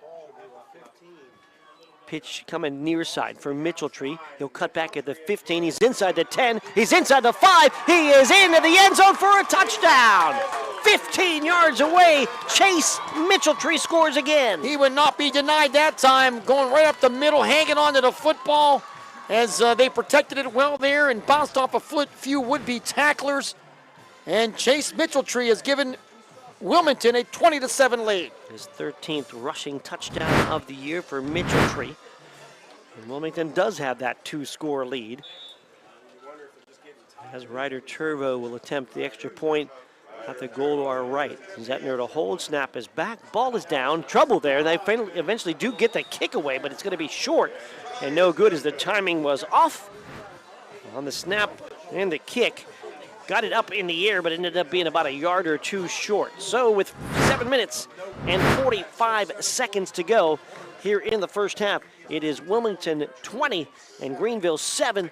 We'll take a break. We're back with more in a moment on your home for the District 10 Championships, Sports Radio 96.7 and Facebook Live. The drug landscape has changed. Illegal fentanyl has made its way into the drug supply. A synthetic opioid up to 50 times stronger than heroin, up to 100 times stronger than morphine. It only takes the tiniest amount to cause a fatal overdose. Although fentanyl is being mixed into almost every kind of drug, you wouldn't be able to see it, smell it, or taste it. Know the dangers. Contact Mercer County Behavioral Health, Inc. in Mercer, PA at 724-662-2230 or visit cdc.gov/stop-overdose. Brought to you by the Hermitage PA Rotary Club and the Mercer County Opioid Settlement Fund. The second quarter is brought to you by the Cash Dollar team at Confluence Financial Partners. 2 firms united to serve you. Visit us at confluencefb.com. Back here, Hickory High School, 1-play, 15-yard drive. Chase Mitchelltree, his second touchdown of the game on a 15-yard run. Extra point fails. It's 20-7. That's the lead for now Wilmington over Greenville. You just saw the bracket on our screen. Wilmington beat Reynolds to get here. Greenville beating Cambridge Springs to get here. And the winner moves on to take Port Allegheny in a PIAA quarterfinal next weekend. Kick will come near side. Bromley going to grab it at the 10-yard line to the 15, to the 20, and into traffic at about the 23, 24-yard line. That's where Greenville will take over. Seems like every drive starts about right here. Yeah, and it's really not done much. You take away the one trick play that went for 80 yards. Greenville has not gotten the first down in the other 3 possessions, 3 and out. And they find themselves down here 20-7. Put the ball at the 24-yard line. Yeah, that lone Greenville score was a pass that was completed to Thurber, who covered about 40 yards and then pitched it to his teammate Shell, who ran the other 40 yards for the touchdown. And we got movement early for Greenville on the flag. Let's go back to the tight end, took off. Maybe the 5th flag on Greenville here in this first half. Wilmington has not been flagged. They'll back up there 5 yards. 7:41 on our clock here in the first half. 20-7, the lead for Wilmington. Down on the field before the game, a couple coaches and some players were in District 10 officials talking about last night's Hickory Sharon game. One for the ages, one of the greatest games ever in District 10 playoff history. Shoulderich at the quarterback spot on 1st and 10. He'll fake a handoff to Gentili, back to throw, fires it right side, caught by Shell, 25, Shell 30, and pulled out at about the 32-yard line. Short of first down, but a good gain for Greenville. Get at the 31. Get about 11 on the play for Shell. His 3rd catch, actually his 2nd official catch here in this game. Mark it to the 31-yard line. And when people see the box score tomorrow, they're going to see Shell with 1 last catch. because that's how it's. He didn't actually catch it. He caught the pitch. Exactly. He didn't catch the ball, but he got the touchdown. Gets receiving yards. 2 receivers right, 1 to the left. And it's a fake handoff, and it's a run up the middle for Solderich, and he's close to the first down. We'll see where the knee down. Looked like the knee touching about a yard short of the first down on the run up the middle to about the 33-yard line with 6:46 on the running clock. I'd like to once again thank our great video sponsors who have been providing District 10 championship coverage to you. Our friends at Sunbelt Rentals, Erie Canal Bar and Grill, and Hudson Companies. All 3 District 10 championship games this year on live video, and we definitely appreciate that. I know you fans do. Yeah. A lot of people watching, to say the least. 2 receivers to the near side. Gentili the back. He's to the left of Solderich. Solderich will take the snap and will hand to Gentili, and Gentili gets hit to the line of scrimmage, bounces outside and gets the first down. Great second effort for Rudy Gentili to get the first down. Yeah, he'll pick up 3 into play. Rowan Miller had his mitts on him, but he couldn't bring him down. Some hard running for Gentili and a much-needed first down for the Greenville Trojans. Yeah, he was initially stopped about a yard or so short, able to bounce it out to the outside and get the first down. Greenville keeps the drive alive with 6:12 to go. Here in the first half, Wilmington leading 20-7. Beautiful night for football here in Hermitage. Not much wind at all. Temperature in the high 40s, but beautiful night here in November. Shell to the far side, Thurber and Covert to the near side. Tucking and looking to run. Near side is Solderich, and there's just nowhere to go. Boy, Danny Leonard was one of the guys there. Also, Maverick Whiting, you're right. Solderich had nowhere to go, and he goes down. Yeah, he's going to lose yardage back to the 32-yard line. Boy, it looked like he wanted to get the edge, and there was nothing. And again, that's the second time we've seen Maverick Whiting really hold that edge and force the play back inside if he didn't make the play himself. And a lot of blue jerseys to help him out when Solderich could not turn the corner. So a loss on the play. And right now, just Wilmington's defensive line really pushing Greenville back. It's pretty obvious right now. Greenville struggling right now running the football. 2 receivers to the right, 1 to the near side. Solderich, the quarterback, on second down and long. They'll pitch it right side for Gentili, trying to get the corner. Miller trying to track him down, and he will, and run him out of bounds. Again, holding the edge, Rowan Miller this time, the freshman, got some help from Whiting to finish him off and knock him out of bounds on the far side. Looks like another loss on the play. Yeah, let's see where they marked this here. Actually, back to the 33. So actually maybe back to the line of scrimmage when it's all said and done. But either way, it's 3rd down and now 13 for Greenville. We're down to 5:19 to go in this first half. The clock has stopped, and it's Wilmington leading Greenville 20-7. Covert Thurber to the right, Shell to the near side. Shell matched up against Freddie Zettner of Wilmington. And a fake handoff, Solderich back to pass. Looking, firing deep over the middle. Pass is caught, and he hangs on and taking a big hit. It's going to be a first down near midfield. Thurber on the catch. That's a big-time hit. A flag comes in late. And the flag is down the field. A pickup of about 17 on the play, maybe 16 if it counts. Flag came in late after Thurber was getting up. And let's see what this is all about. And there's actually 2 flags, Mark. There is another flag back near the line of scrimmage. So 2 flags on the play. And the officials are talking it over right now. So the question is, will these be offsetting? Are they going to be both on the offense, the defense? How this is going to work here? And obviously a huge play on 3rd and 13. Yeah, it was the original play was good for the first down. We'll see what it is. Original foul. It's going to go against Wilmington. That's declined. And they'll take the first down. So there's 2 flags, but there's just 1 personal foul. So they're going to decline the penalty. Why would you do that? The play was 13 yards, wasn't it? Or were they both 15? I think they're both 15 yards. That was about a 16-yard catch there. Okay, so at least that makes sense there. Okay. But the question is, there were 2 flags on the field, one 20 yards down. So that's a head scratch. We'll try to get a clarification on that. Either way, Greenville gets the first down. That's the 2 officials seeing it down the way. Put it to the 49-yard line of Greenville. 2 receivers to the right, 1 to the left. Solderich will take the snap. Fake handoff, back to pass, rolling right, and in trouble around midfield, trying to get away. Now finally slings it down the field. Caught Covert with a catch inside the 40 at the 38-yard line. First down, Greenville. Yeah, what a great job there by Solderich, keeping that play alive. And then Covert was kind of on that sideline and was left all alone. Picks up 12 yards on a first down. Keith Covert, the sophomore, making the big catch to the 39-yard line. Solderich now or the Greenville as a team passing 124 yards, 120 of those for Solderich. And Greenville down 20-7. Wilmington will get the second half kickoff, so this is a pretty important drive here for the Trojans to get back into this game. Covert and Thurber will go to the right, near side is Shell. Shotgun for Solderich, back to pass. A little shoulder fake left, now rolling left, looking down the field, trying to direct traffic. Stops now, heaves it as far as he can. Shell's out there, caught it! 5, 3, 1, touchdown!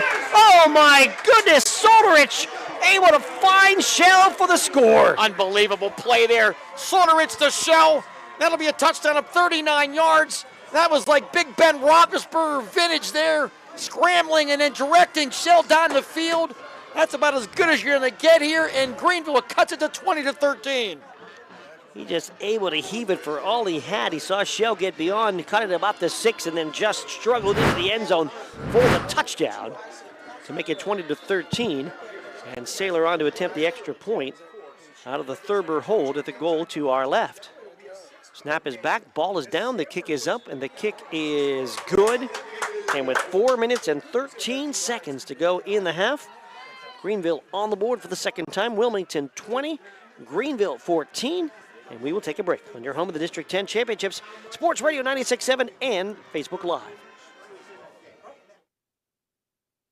Community offers home-based services through our Without Walls department and is now welcoming new clients. St. Paul's Without Walls can help you maintain independence in your own home with support.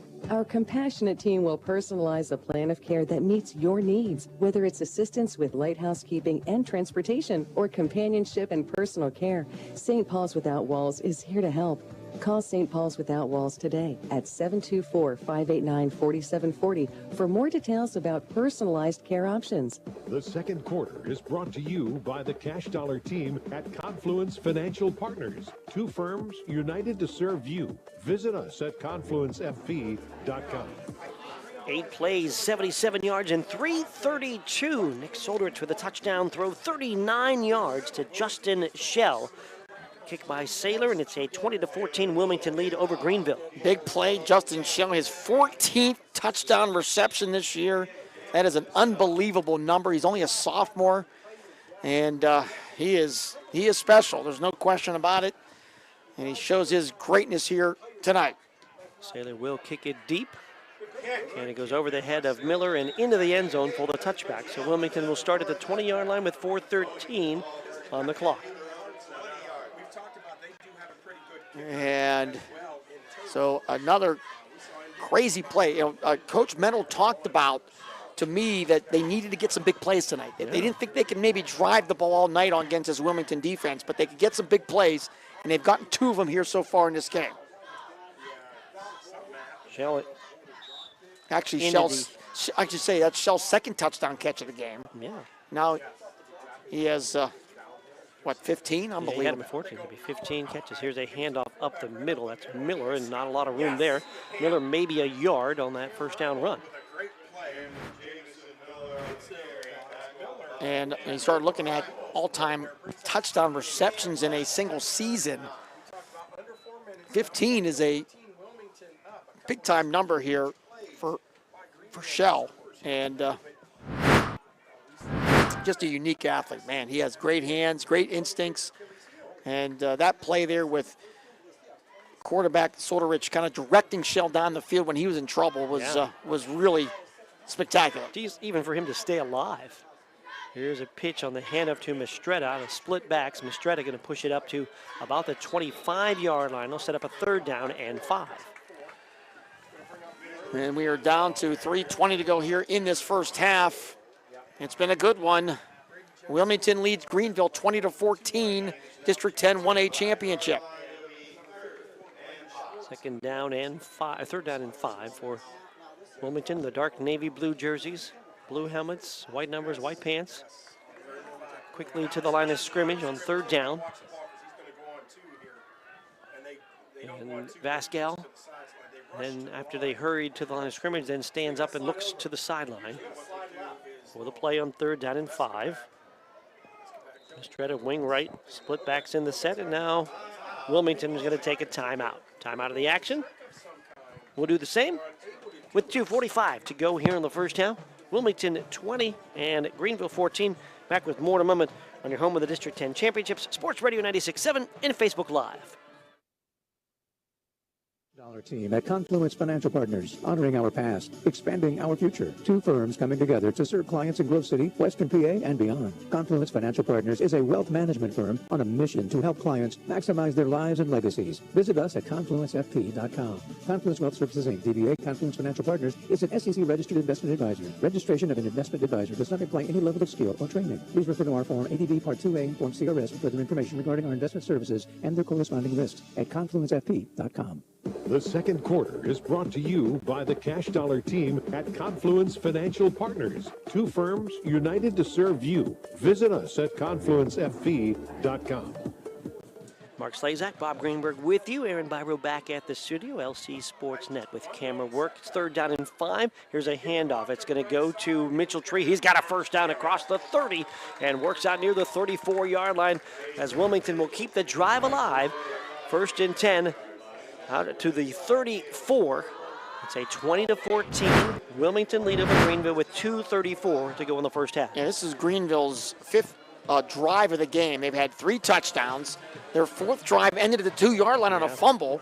And now this is their 5th drive. So they have had all kind of success running the football. They have not attempted a pass here in this first half. Zettner wide right as Cale Kettering will check in as a wing on the right side. Motion behind Vascal. Will pitch it to Mitchell Tree near side. 35 and going to be pulled down at about the 37-yard line. Is Soldrich able to get outside and rip him down? Yeah, no question. Big tackle there. If Mitchell Tree gets around him, that could be trouble. So pulled down at the 38-yard line on the right half. Moving left to right. First down, actually second down, we'll call it about 6 here. And the clock is still running here. The question is, can Wilmington drive it with the clock running right now without throwing the football? That's going to be the challenge right now. This clock is down 1:35 to go. 2 timeouts. It's not normally a quick strike team. Zettner will go wide to the left. Miller, the fullback, behind Vascal, the quarterback. Fake handoff. He's back to pass. Vascal rolls right, fires down the field. It's intercepted. Picked off by Gentili at the 46-yard line of Wilmington, and Greenville has the football back. They just answered that question, could they? And they did.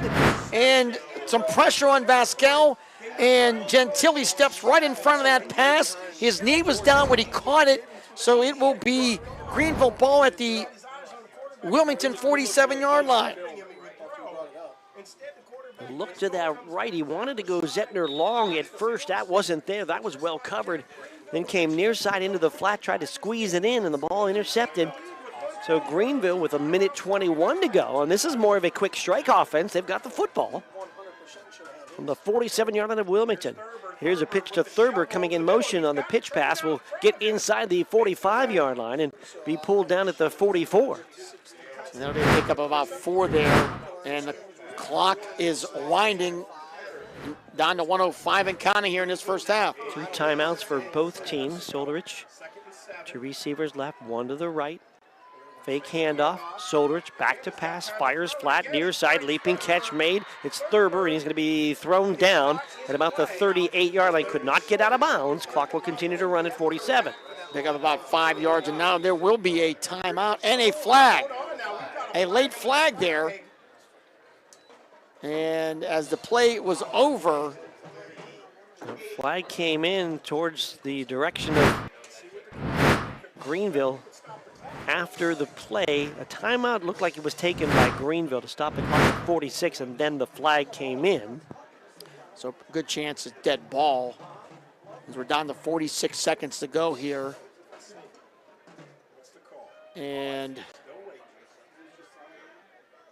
it's dead ball, unsportsmanlike against Wilmington.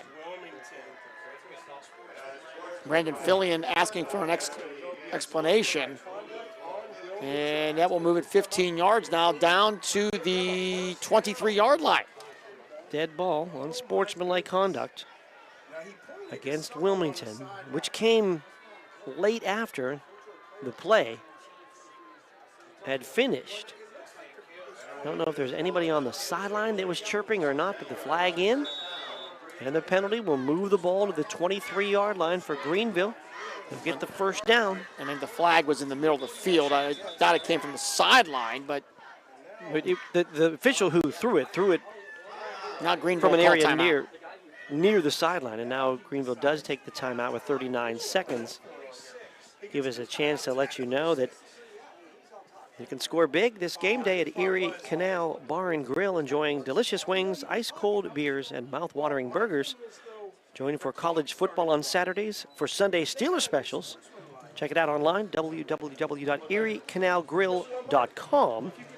Located at 285 East High Street Extension in Sharpsville. Looks like we're making an adjustment in the clock as well. Clock is down to 39. And they put a couple seconds on the clock, I think. I think they want 46. It looks like the number that they want on the clock to reset. So move it back to 46 seconds. And from the 23-yard line, Greenville trailing by 6. Comes from the sideline right to the football. Thurber and Covert to the near side. Shell to the far side. Soldrich back to pass. Rolling right. Looks. Fires. Long for Shell. A leap and a knockaway by Zettner at the goal line. Yeah, great play by Zettner as he was in great position, as you could see on the replay. And Shell went up, but Zettner did a good job of batting it down. And it will be second down now and 10 for Greenville at the 23 of Wilmington. 40 seconds to go here in the half. Greenville trying to get into the end zone and tie this game up with the 6. They'll send Shell to the right. Thurber slot left. Outside of him, Covert 2nd and 10 from the 23-yard line, and we got whistles. Now what?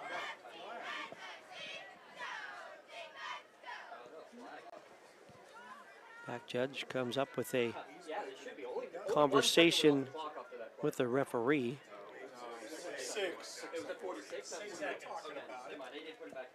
So from the 23. Resetting the play clock, it looks like. Okay. So second down and 10 from the 24-yard line for Greenville. 2 receivers left, 1 right, Soldrich. Rolls right, looks, fires for Shell, makes the catch, 15, and in out of bounds at around the 12. And that's a great pass, throw, and Shell gets knocked out of bounds. It'll be a first down.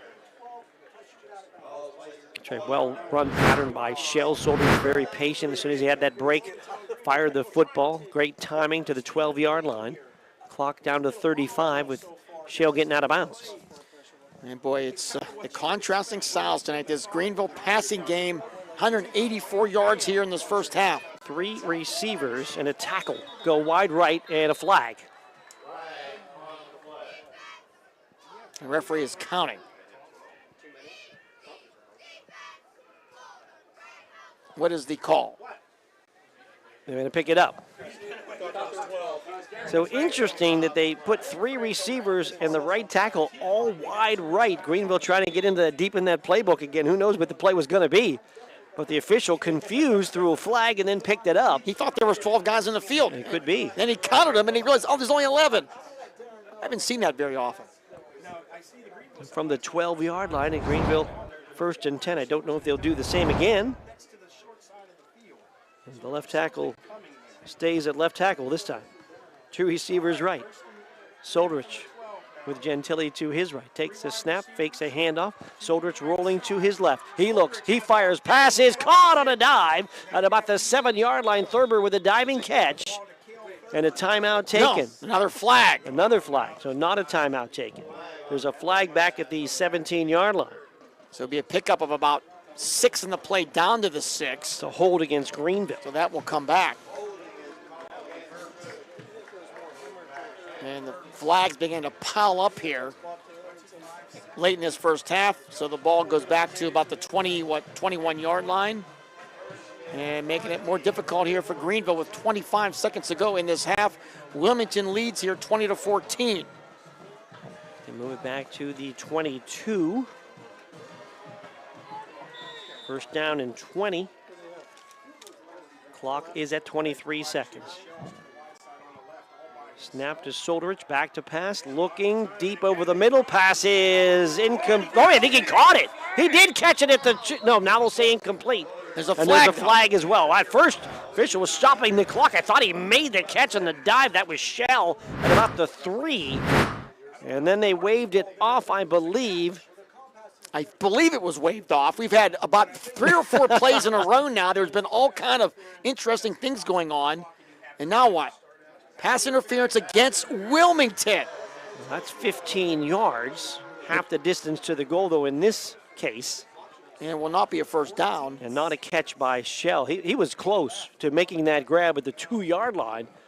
And the far side official came running in, stopping the clock where it looked like maybe they had given the catch, but instead they were just stopping the clock for the penalty. So move it to the 11-yard line. Game clock down to 14 seconds to go in the first half. Wilmington leading 20-14. Last like 3 minutes of this half have taken about 15 minutes of real time. It has been all kind of weird plays. 2 to the right.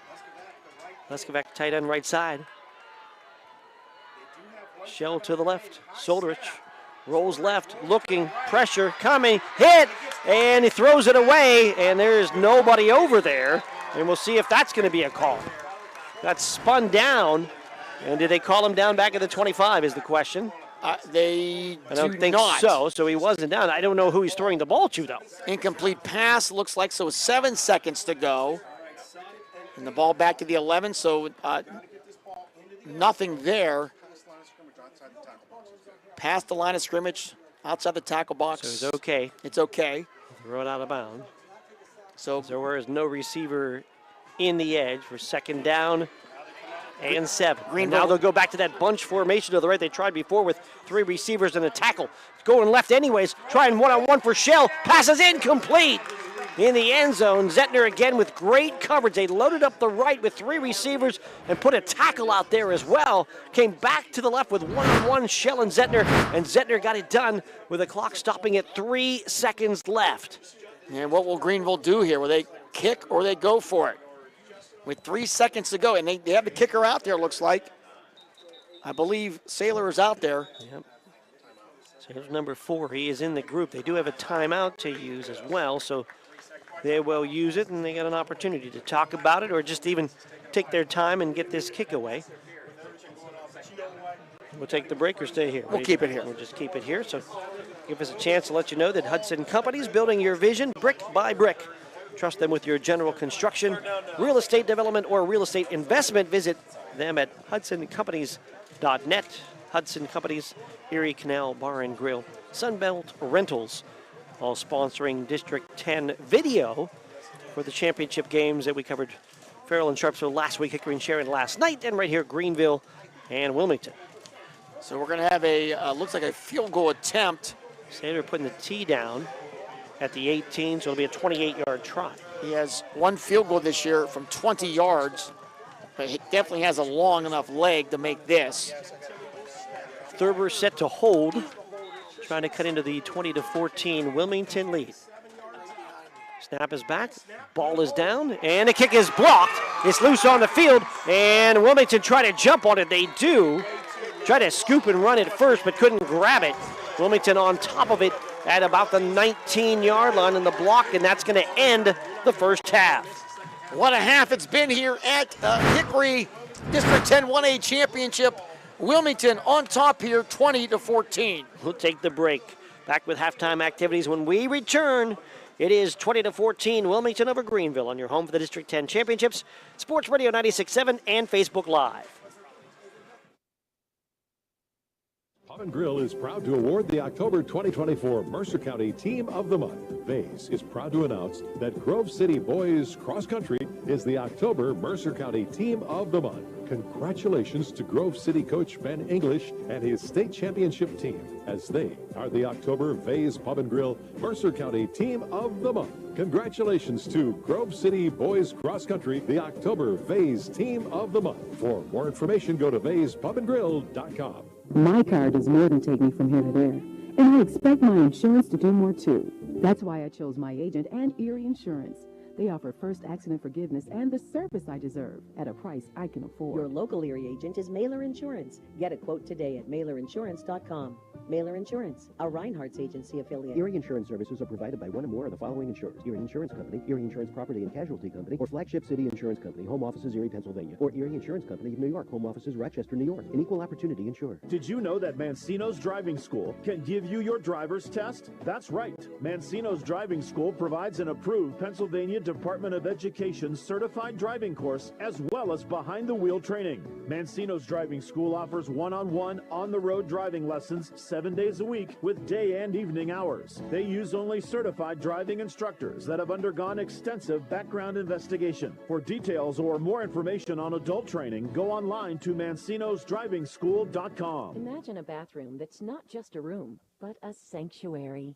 At Warner's Homes and Improvements, they believe in taking the time to get it right. That's why they are proud to introduce their bathroom installation service, where done in a day is a thing of the past. Experience the difference of a bathroom designed for you, not the clock. Visit Warner's Homes and Improvements on Route 19 in Mercer or at warnerconstruction.com. Warner's Homes and Improvements, where your bathroom is our masterpiece. Don't rush perfection. I'm stylish. I'm classic. I'm extremely sarcastic. I'm in love with this band. I'm the #1 fan. I'm a musical genius. Let your t-shirt do the talking. We've got just the message you're looking for. Need a customized t-shirt? Then stop at 2J's at a B Custom Screen Printing in Hermitage. From your favorite prints to customized t-shirts, hoodies, and more. Shop 2J's at a B Custom Screen Printing with big city design right here at home. 2J's and a B Custom Screen Printing on East State Street in Hermitage. The halftime show is brought to you by Lock, Stock, and Barrel, serving giant subs to the Shenango Valley since 1973. We're back here at the half with the score, Wilmington 20, Greenville 14. Wilmington on the board first, 6:40 of the first quarter, and Chase Mitchell-Tree's 6-yard touchdown run, completing a 9-play, 43-yard drive in 4:12. Roger Turbo with a point after, and Wilmington on their first drive led 7-0. Greenville answers with a bit of trickery, maybe ad lib either. 80-yard touchdown. It was the pass from Solderich. The original pass went to Cale Thurber. He went for about 40 yards and then pitched it over to Justin Schell, who went the next 40 yards for the score. Saylor with a point after, and it was 7-7 at the end of 1 in the second quarter. Wilmington again goes on a long drive, 11 plays, 50 yards, and 6:21. Jamie Miller with his 7th touchdown run of the year. A 1-yard run. Turbo with the point after. Wilmington led 14-7. Wilmington had another long drive and fumbled the ball at their 2-yard line going in, the Greenville 2-yard line going in. And I took some obviously points off the board for Wilmington. They got it back the next time after a short Greenville punt and a 14-yard touchdown run by Chase Mitchell-Tree, his 13th of the year. And a 1-play drive made it 20-7 after the extra point kick had failed. Solderich then at 4:13 of the half throws his 17th touchdown pass of the year, this time 39 yards to Justin Schell, who caught his 15th touchdown of the year.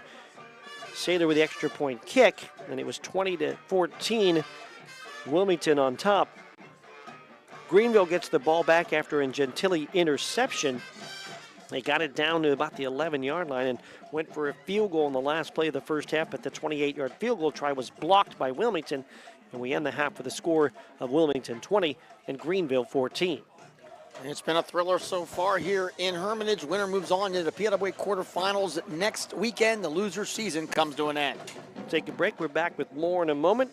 Right now, we're at the half. It's Wilmington 20. It's Greenville 14 on your home for the District 10 Championships at Sports Radio 96.7 and Facebook Live.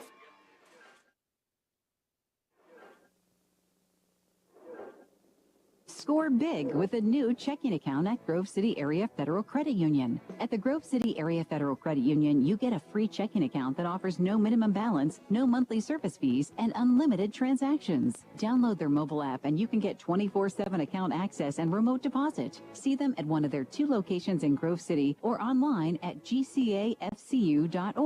Member NCUA, Equal Housing and Equal Opportunity Lender. Open a checking account now and score 4 tickets to a local high school sports event. Call for details. The Cash Dollar team at Confluence Financial Partners, honoring our past, expanding our future. 2 firms coming together to serve clients in Grove City, Western PA, and beyond. Confluence Financial Partners is a wealth management firm on a mission to help clients maximize their lives and legacies. Visit us at confluencefp.com. Confluence Wealth Services, Inc., DBA Confluence Financial Partners is an SEC-registered investment advisor. Registration of an investment advisor does not imply any level of skill or training. Please refer to our Form ADV Part 2A and Form CRS for further information regarding our investment services and their corresponding risks at confluencefp.com. We wish you were dining with us. We wish you were dining with us. We wish you were dining with us. 'Cause the good stuff's right here.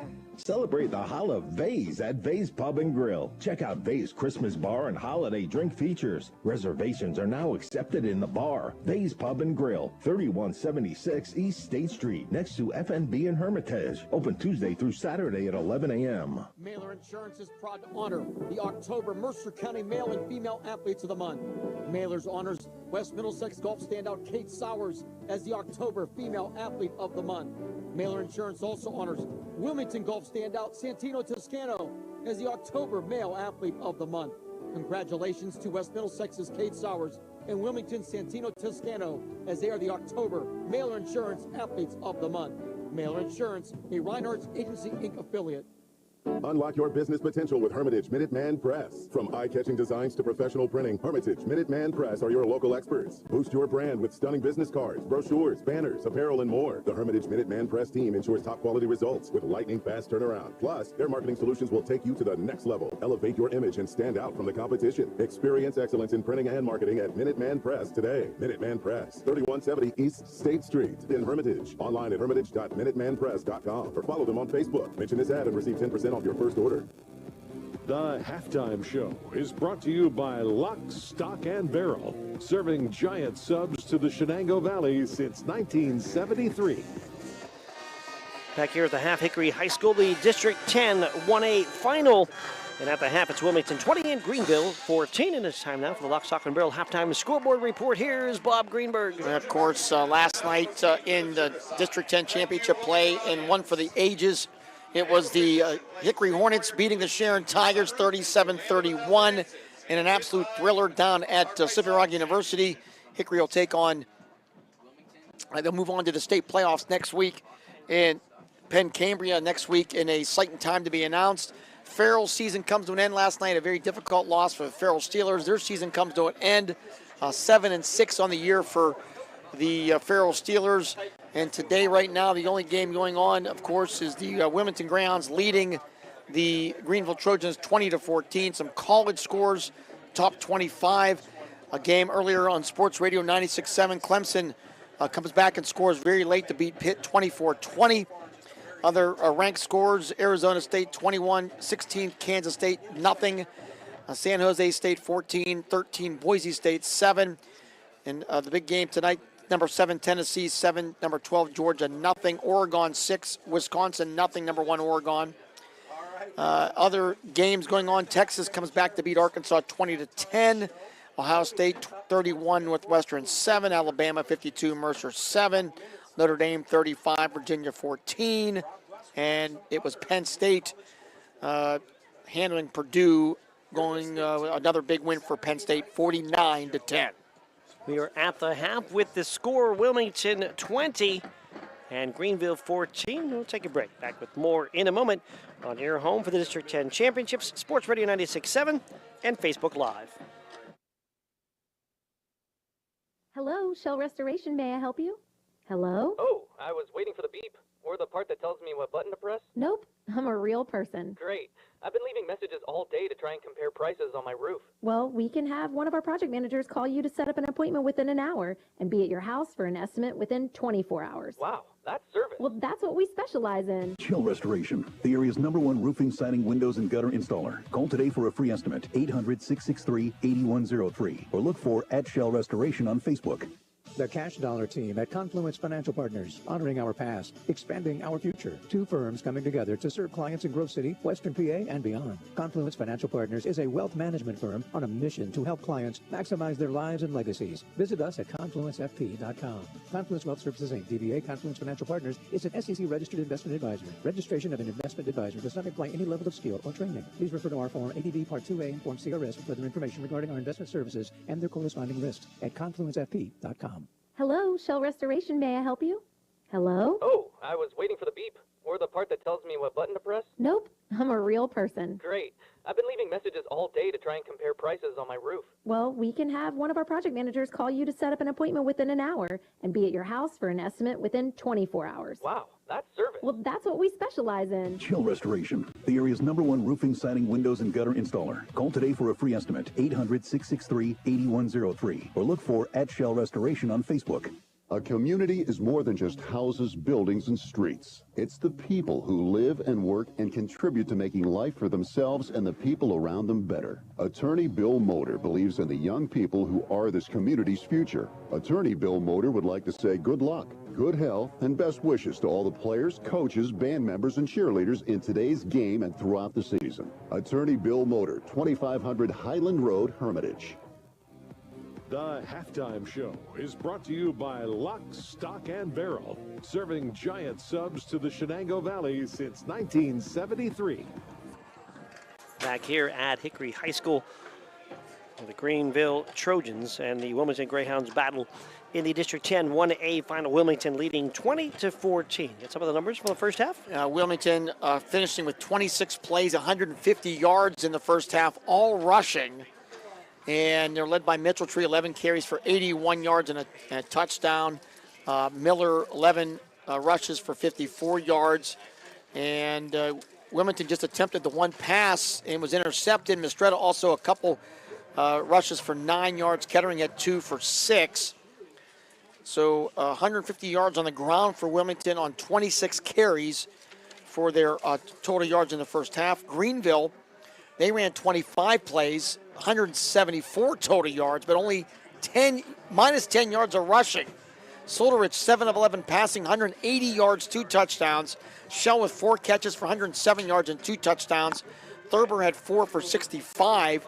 Also, Thurber actually threw a couple passes. One was a 4-yarder to Shell. And Gentili had 4 carries for 7 yards. Solderich, 7 carries for minus 19 yards. Covert also had a catch for 12 yards. Greenville flagged 6 times in the first half. Wilmington a couple times. Overall, Greenville 25 plays, 174 yards of offense. Wilmington 26 plays, 150 yards of total offense. Adding to your scoreboard in local Division III today, Grove City College beats Westminster 36-9. They'll claim a piece of the championship in the PAC along with W&J, who beat Allegheny, and Carnegie Mellon, who knocked off Case Western in that. Teal gets a win over Bethany, and also it was Geneva over Waynesburg. But as it looks right now, 3 teams from the PAC look to advance to the NCAA playoffs that begin next weekend. Pretty great accomplishment for our local President Athletics Conference. We'll take a break here. We're at the half with the score: Wilmington 20, Greenville 14. We're back with more in a moment. Your home for the District 10 Championships is Sports Radio 96.7 and Facebook Live.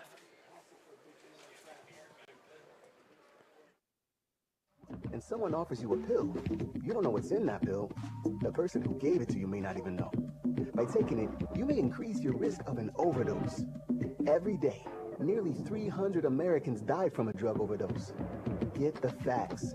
Be your own advocate. Contact Mercer County Behavioral Health, Inc. in Mercer, PA at 724-662-2230 or visit cdc.gov/stop-overdose. Brought to you by the Hermitage PA Rotary Club and the Mercer County Opioid Settlement Fund. Join hundreds of runners and walkers on Thursday, November 28th to participate in the 37th annual Gobble Wobble. Thanksgiving morning 5K tradition brings together friends, families, and well-behaved dogs to enjoy a little exercise, fresh air, and friendly competition beginning at 9:30 in Beale Park. Registration is just $10 if you sign up before midnight on November 26th. This year's main event sponsors are Joy Baking Group and the Shenango Valley Foundation. All proceeds benefit the mission of Shenango River Watchers. For more information, visit ShenangoRiverWatchers.org. In 1973, Lock, Stock, and Barrel opened their doors and served their first of over 3 million giant submarine sandwiches.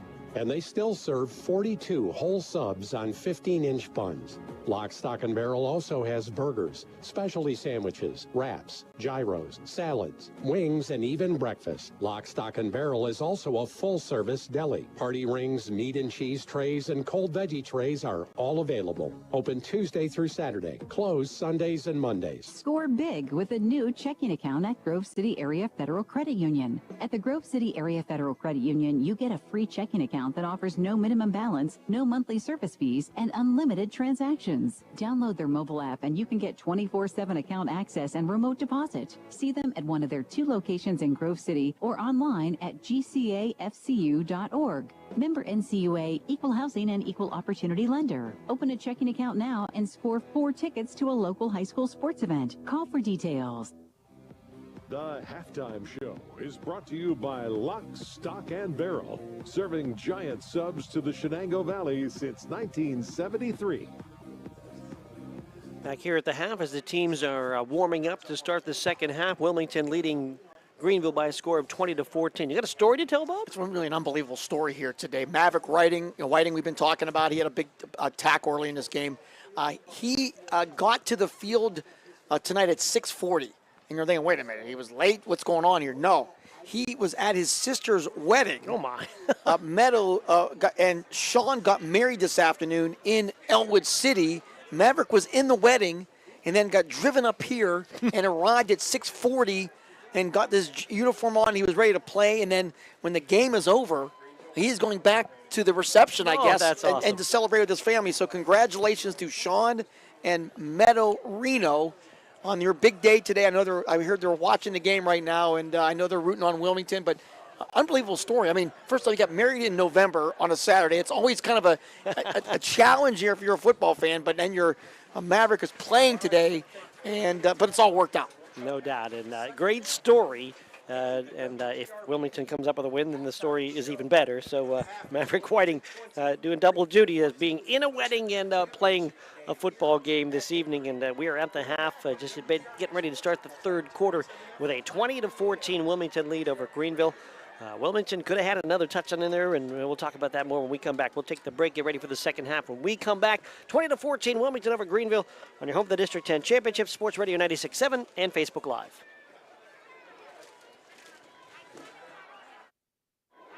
St. Paul's Without Walls Home-Based Services is seeking compassionate individuals who love to help others and who will nurture meaningful relationships with the clients we care for. Parents with school-age children, college students, retirees, or anyone seeking a role that fits around their life will find this opportunity especially rewarding. Visit stpaul's1867.org/join our team to apply for a companion or care partner position with St. Paul's Without Walls Home-Based Services. St. Paul's is an equal opportunity employer. Stay refreshed and hydrated with Herman's Water, your go-to bottled water choice in the Valley since 1908. Herman's premium spring water is sourced from nature's purest springs, delivering a crisp taste that quenches your thirst.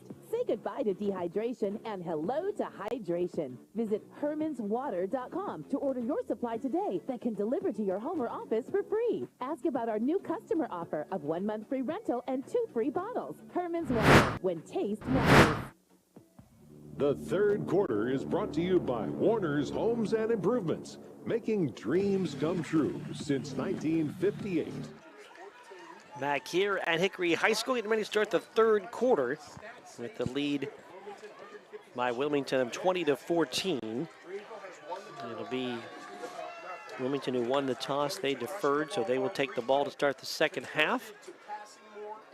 sending Mitchell-Tree and Zettner deep to return the kick. Greenville has tried an onside kick earlier that was recovered by Wilmington. And boy, Wilmington, they've had 5 possessions, three ended with touchdowns, 2 ended with turnovers. And one with a fumble at the 2-yard line. That was about as big as it gets. So able to kick off.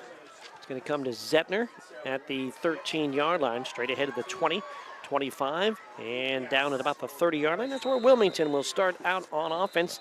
The Wilmington Greyhounds featuring Freddie Zettner as a wideout, and that return, Wesley Vascal is the quarterback. Michael Mistretta, Chase Mitchell-Tree, Dramie Miller in the backfield. We mentioned Zettner, Colin Rowley, Danny Leonard, Aiden Boyer, Maverick Whiting, Jacob Coulter. Up front, and the tight end is Rowan Miller. This is by far the worst field position of the night for Wilmington. They had started at the Greenville 43, Greenville 28, Greenville 15, Greenville 20, but they lead by just 6. Kettering will start on the right wing. Mistretta on the left, and flag on the play. And it looked like, and I think it is, it was Mitchell-Tree who is starting at quarterback here in the second half. So a little legal procedure there, and that's Wilmington. They've done that for many years in this offense.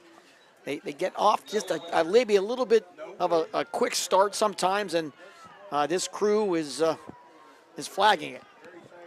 So Mitchell-Tree, not Vascal, at quarterback to start the second half. Fake motion, and Mitchell-Tree with a keeper up the middle, and he'll run it out short of the 30-yard line. I do see Vascal, number 5, standing on the sideline behind Coach Fillion. He'll start this run or this drive with Mitchell-Tree, and it gives you one more option that you don't normally have, and that's quarterback run. And it'll pick up 5 there, gets those penalty yards back, so it'll be 2nd and 10 now for the Wilmington Greyhounds. So Chase Mitchell-Tree, again, the quarterback. You've got Mistretta on the left side. You got Kettering on the right side. The fullback is Miller on 2nd down and 10. And Mitchell-Tree looking to run it right side, gets a corner block for Miller. Stutter step at the 30-yard line and gets up the field for a couple of yards. And that's about it. Maybe a couple there. 88 now for Mitchell-Tree in the game. They got clogged up by the Greenville Trojans defense. And it'll be 3rd down now and about 7 here for Wilmington. And Vascal looks like he's getting set to come back into the game. So try to use Mitchell-Tree at a quarterback spot, just something different from Wilmington and Brandon Fillion. The penalty short-circuited them a bit. It'll be a 3rd down and about 7 here now. With Vascal back in and the quarterback spot. Motion from Kettering. They'll give it to Kettering. It's a double flip. It's Zettner right side. Looks like he maybe want to throw it. Can't find anything. It gets nailed back at the 30-yard line. Yeah, they did the flip, and they wanted to go to Zettner, and he wanted to throw it and just couldn't get the pass off. Yeah, he had no room at all and just got brought down on the play. He had Mitchell-Tree, the one flying down the field. Looked like he was beyond defenders, but just no opportunity to get a pass off for Freddie Zettner. And now it looks like a punting situation in the first punt here for Wilmington. So Wilmington trying a trick play here, and it does not work. Vascal will stand back at the 18. 2 returners, and Thurber and Solderich at around the 40-yard line. Vascal with a spinning kick that's going right over the bench on the far side. And the official on the far side running all the way up to the 40 and stops there. So the ball out of bounds at the 40-yard line. What is that, 7 yards? Yeah, my goodness. Disaster here for the Wilmington Greyhounds on this start. We have seen teams try to punt the ball in directional fashion through this game, and a couple of short punts. Trying to keep it away from the returners. That one goes out of bounds at a sharp angle to the right of the kicker, Vascal, and Greenville back out on offense. So the Trojans now with a golden opportunity here to maybe tie or take the lead here in this football game. 2 receivers left, 1 right. His Solderich will start as the quarterback. Leskovac, the tight end, moves to his left. It's a handoff to back Gentili. Gentili picking his way through the line on the left side and working his way down to the 3. He's actually still on his feet to the 35 and dives forward.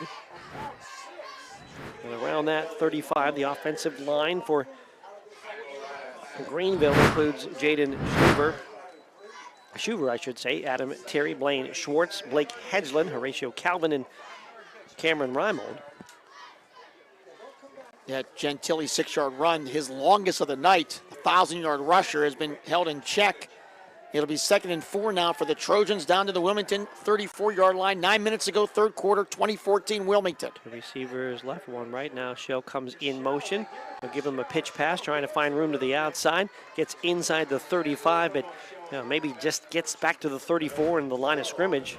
At most, the 33-yard line. And Danny Leonard again making a tackle. A gain of 1 yard.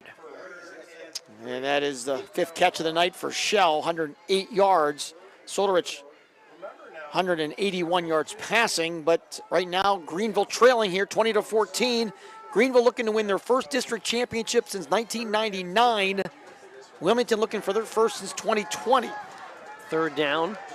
We'll call it 3 here. Greenville again with 3 receivers. Let's get back to tight end in motion, and we got a whistle. We have movement up front. It's a procedure call against Greenville. 7th flag on Greenville here in this football game. I want to thank our video sponsors. Once again, Hudson Companies, Erie Canal Bar and Grill, Sunbelt Rentals, providing all 3 District 10 championship games the last week. And viewership on Facebook has been really, really off the chart. We appreciate the sponsors for allowing us to do that. And I know you fans out there that are watching also very much appreciate it. Also thanking the LC SportsNet crew with James Dotson directing the ship as well with a multi-camera look today on 3rd down and 8. Here's the fake handoff, back to pass. Solderich running left. Maverick Whiting chasing him, still scrambling. Now tries to throw across the field, and it is incomplete, nearly picked off. As you had Kettering in the middle of the field, he's the closest guy with a chance to try to pick it off. Not sure who they were trying to get, but Solderich rolling left, throwing back to his right, and found a dead spot in the middle of the field, the ball incomplete. Yeah, I think Thurber might have been, or not Thurber, but Covert was in the vicinity. But that is when Solderich has been dangerous here tonight, Mark. Yeah. When he's rolling on and trying to create a play, that's when things have occurred. Now 4th down now for Greenville at the 38, and it looks like they're going to go for it. The only problem that time, it was rolling left and trying to throw back right. The other times when he rolled to his strong side or actually had time to set and throw. That time Whiting didn't give him time. So they'll go for it on 4th down and 8. Here's the snap to Solderich. He's back to pass. Pressure coming. Looking to run. Turns the corner. 40, 35, 30. And he is close. Looks like he might have the first down. It's going to depend on where they mark him. And he had to get the 30. And the measurement, or and they're marking it where, and I think it's going to be short.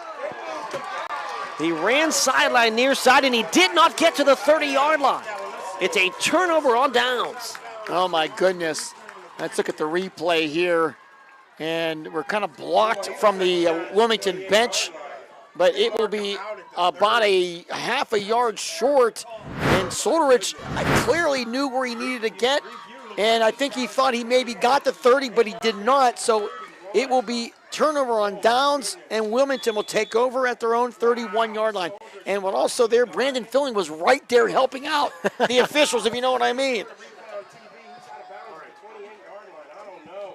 It'll be Mitchell-Tree in motion, a hand to Miller up the middle of the wing tee set. He breaks free and gets across the 35 after originally being held up after a gain of a yard. Second effort pushes him out to the 38-yard line. Yeah, some heavy running there by Jamie Miller. And it'll be a pickup of, let's see, about 7 on the play. It'll be 2nd and 3 here, down to 7:15 running clock. It's been a good one. Didn't know we could ever match what we saw last night, but these two teams are giving us a little bit of a run for the money. 7:07 to go third quarter. In a 20-14 Wilmington lead, they have the ball. Wing tee set. Mitchell-Tree in motion. Hand to the fullback, Miller. Miller is studied step at the 40, and Miller 41, maybe the 42-yard line. Looks like it may be enough for a first down. Yeah, I think he got it from where the official's standing. And it'll be a pickup of 4. They needed 3. Actually, they marked it back. Wow. Did they miss mark? I'm not sure. I think they did. Chains have moved. So I guess it's a first down. They have to put it right at the 40, tip of the ball, the 41-yard line. Originally, it looked like they were going to mark it at the 42. I don't know if that's a first down, but it is There's official. a handoff off the edge this time. Mitchell-Tree's going to slip and fall at the 40.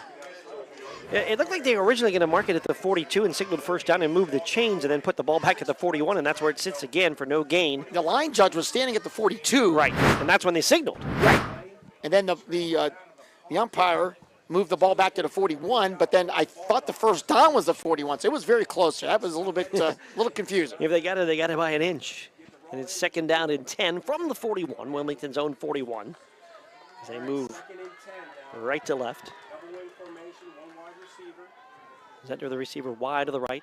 Wing T set, motion for Mistretta. They'll give it to Mistretta, trying to turn the corner right side, and he does. Stiff arm 35 and out of bounds far side at around the 48-yard line. The pickup of about 7 there from Mistretta. Greenville defense is Leskavac, Schuver, Terry, and Schwartz. They're going to give it Leskavac. Calvin and Schwartz up front. Reimold and Teague Calvin as well. Horatio and Teague Calvin both. And a flag's coming in. Nice block there by Leonard. The flag just came in with the official peering over at the Greenville bench. Yeah.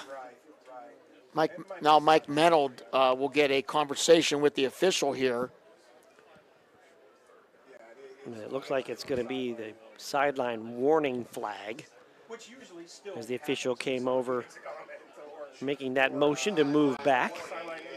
That's what we'll call it. It's a third down and 3. Sometimes that's okay, we've heard enough from the sidelines. Yeah. We want to just warn you, we don't want to hear anything again. From the 48, motion in the set. Mitchell-Tree takes the carry, gets stonewalled at the 50. It's going to be a half a yard short of the first down. Third and 3, they got 2.5. Now officials kind of readjusting. I think you'll still be short. Yeah. But that was a big hit there. Cameron Reimer was one of the guys, the 228-pounder. Fourth down and less than a yard from midfield. Vascal will get the signal from Brandon Fillion, and the offense will stay out there for the Hounds. So a big play here in this football game. Fourth and less than a yard here for Wilmington, right about midfield. Miller, the fullback, behind Vascal. Turn, hand, Miller, and he'll push forward, and he's got the first down. Gets a couple of yards on the run. Down to the 48-yard line. 67 yards now for Miller, just right up the gut there. Power football. No reason to try to go outside or anything, just right up the gut, and the Hounds get the first down. So from the 48-yard line now of Greenville, Wilmington with the football in a 20-14 lead. 4:55 to go on the third. What a game here tonight. Winner, District 10 champion, moves on next week. We'll join Hickory as two last teams standing here out of Mercer County. Mitchell-Tree and Mistretta on the wings. Mitchell-Tree in motion. They'll pitch it to him, coming left. Cut back to the 45 with a stiff arm. Another stiff arm at the 40. Still on his feet, 35, and pushed out of bounds. Strong running there by Chase Mitchell-Tree. Boy, he is when he's out in space, he is tough to bring down. He'll pick up 14 yards. He now has 105 yards rushing here tonight on 16 carries. Put the ball officially at the 34-yard line of Greenville. Wilmington had a 9-play touchdown drive and an 11-play touchdown drive in this game. And he was able to run through two would-be tacklers that time was Mitchell-Tree. Two backs will split the set this time. And it will be a pitch to Mitchell-Tree. One of the backs in the backfield, and short yardage this time up the middle for Chase. Soderich with the tackle, and he made sure he had him wrapped up that time. Down to the 31-yard line for a gain of 3. Second down and 7. Ninth play of the drive here for the Greyhounds. It's drive over 3.5 minutes, started at their own 31-yard line. They're down to the 31 of Greenville. Wilmington moving right to left here in this third quarter in the navy blue jerseys and helmets, white numbers and white pants.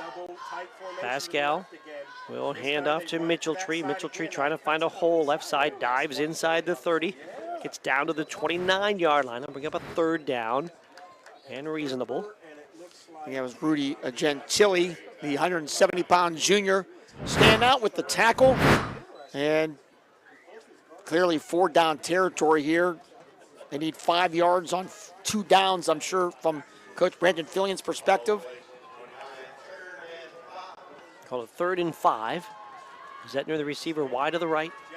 And a handoff up the middle. It's Miller with a big hole. He's inside the 25. He's still pushing for a first down to the 23-yard line. Maybe a pickup of 6 yards for Miller, Jamie Miller, and another Wilmington first down. And we've seen it too. Often the runner's able to get yards after contact. And a push up the middle for the first down for Jamie Miller. The drive now into double-digit plays here for Wilmington. 2:56 on the running clock in the third quarter. Wilmington with a 20-14 lead. And also churning up a lot of this third quarter clock. Zettner wide right in the wing tee set. And they'll go inside on the handoff from the left side. It'll be Mistretta. The backs cross in the backfield. Mistretta gets it down to the 23, maybe a yard. Half a yard maybe. Really good defense there by T. Calvin. Stayed in his position. That's how you handle that wing T. Didn't get fooled by any of that misdirection, and he makes a nice tackle. The ball is just inside the 23. So just about a yard on the carry. Mistretta left, Mitchell-Tree right, Miller, the fullback behind Vascal. And they'll hand it near side, and it was Mistretta. Mistretta going to be knocked down short of the 20-yard line. Maybe a couple there. And that was Mitchell-Tree, I should say, Bob, on that carry. And he stopped at the 21-yard line. They bring up a third down at about 8.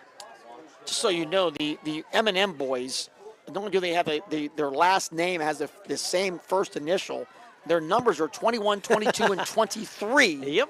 So from a broadcaster's perspective, even professionals like Mark Slazak, it's sometimes not easy. Yeah. You can see the 2s all the time and start to see the other one. Here's Mitchell-Tree in motion. It's a fake handoff. Vascal throws down the middle, and it's caught. It's Miller, the tight end, with a catch inside the 5-yard line. What a catch in traffic by Miller. He'll pick up, 16 yards? Combat catch. It's 1st and goal now for the Greyhounds. The tight end, Rowan Miller, making the catch in the middle of the field for the Wilmington first down on the pass from Vascal. Rowan Miller makes his 4th catch of the year. And he had to do it juggling the ball a little bit. He picks up 18, now 1st and goal for the Hounds at the 3. Miller, the fullback, in a wing tee set. Vascal has Mitchell-Tree in motion. Will pitch to Mitchell-Tree, trying to get outside. 5, 4, 3, 2, dives for the goal. Is he in? They say yes, a touchdown. 3-yard touchdown run for Chase Mitchell-Tree. And Wilmington has extended their lead now to 26-14. Chase Mitchell-Tree, for the 3rd time, finds the end zone. And it looks like they're going to go for 2 here, Wilmington. Right now leading 26-14.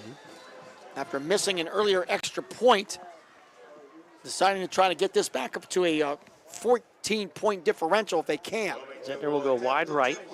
Rowan Miller tight left side, 2 wings to the left. Now the 2 wings and the tight end all shift to the right. Under center, a pitch. It is going to go back, and it's Mitchell-Tree, and he gets slammed down at the 3-yard line. The point is no good. With 49 seconds to go in the third quarter. It is now Wilmington 26 and Greenville 14. We're back with more in a moment. Your home for the District 10 Championships, Sports Radio 96.7 and Facebook Live. Car. As did I. Mine has a slight dent in the driver's side door and a few other minor scratches, but hey, considering the deal I got, I can live with a few imperfections. Well, I got the great price without the imperfections. Whoa, there's no way that's used.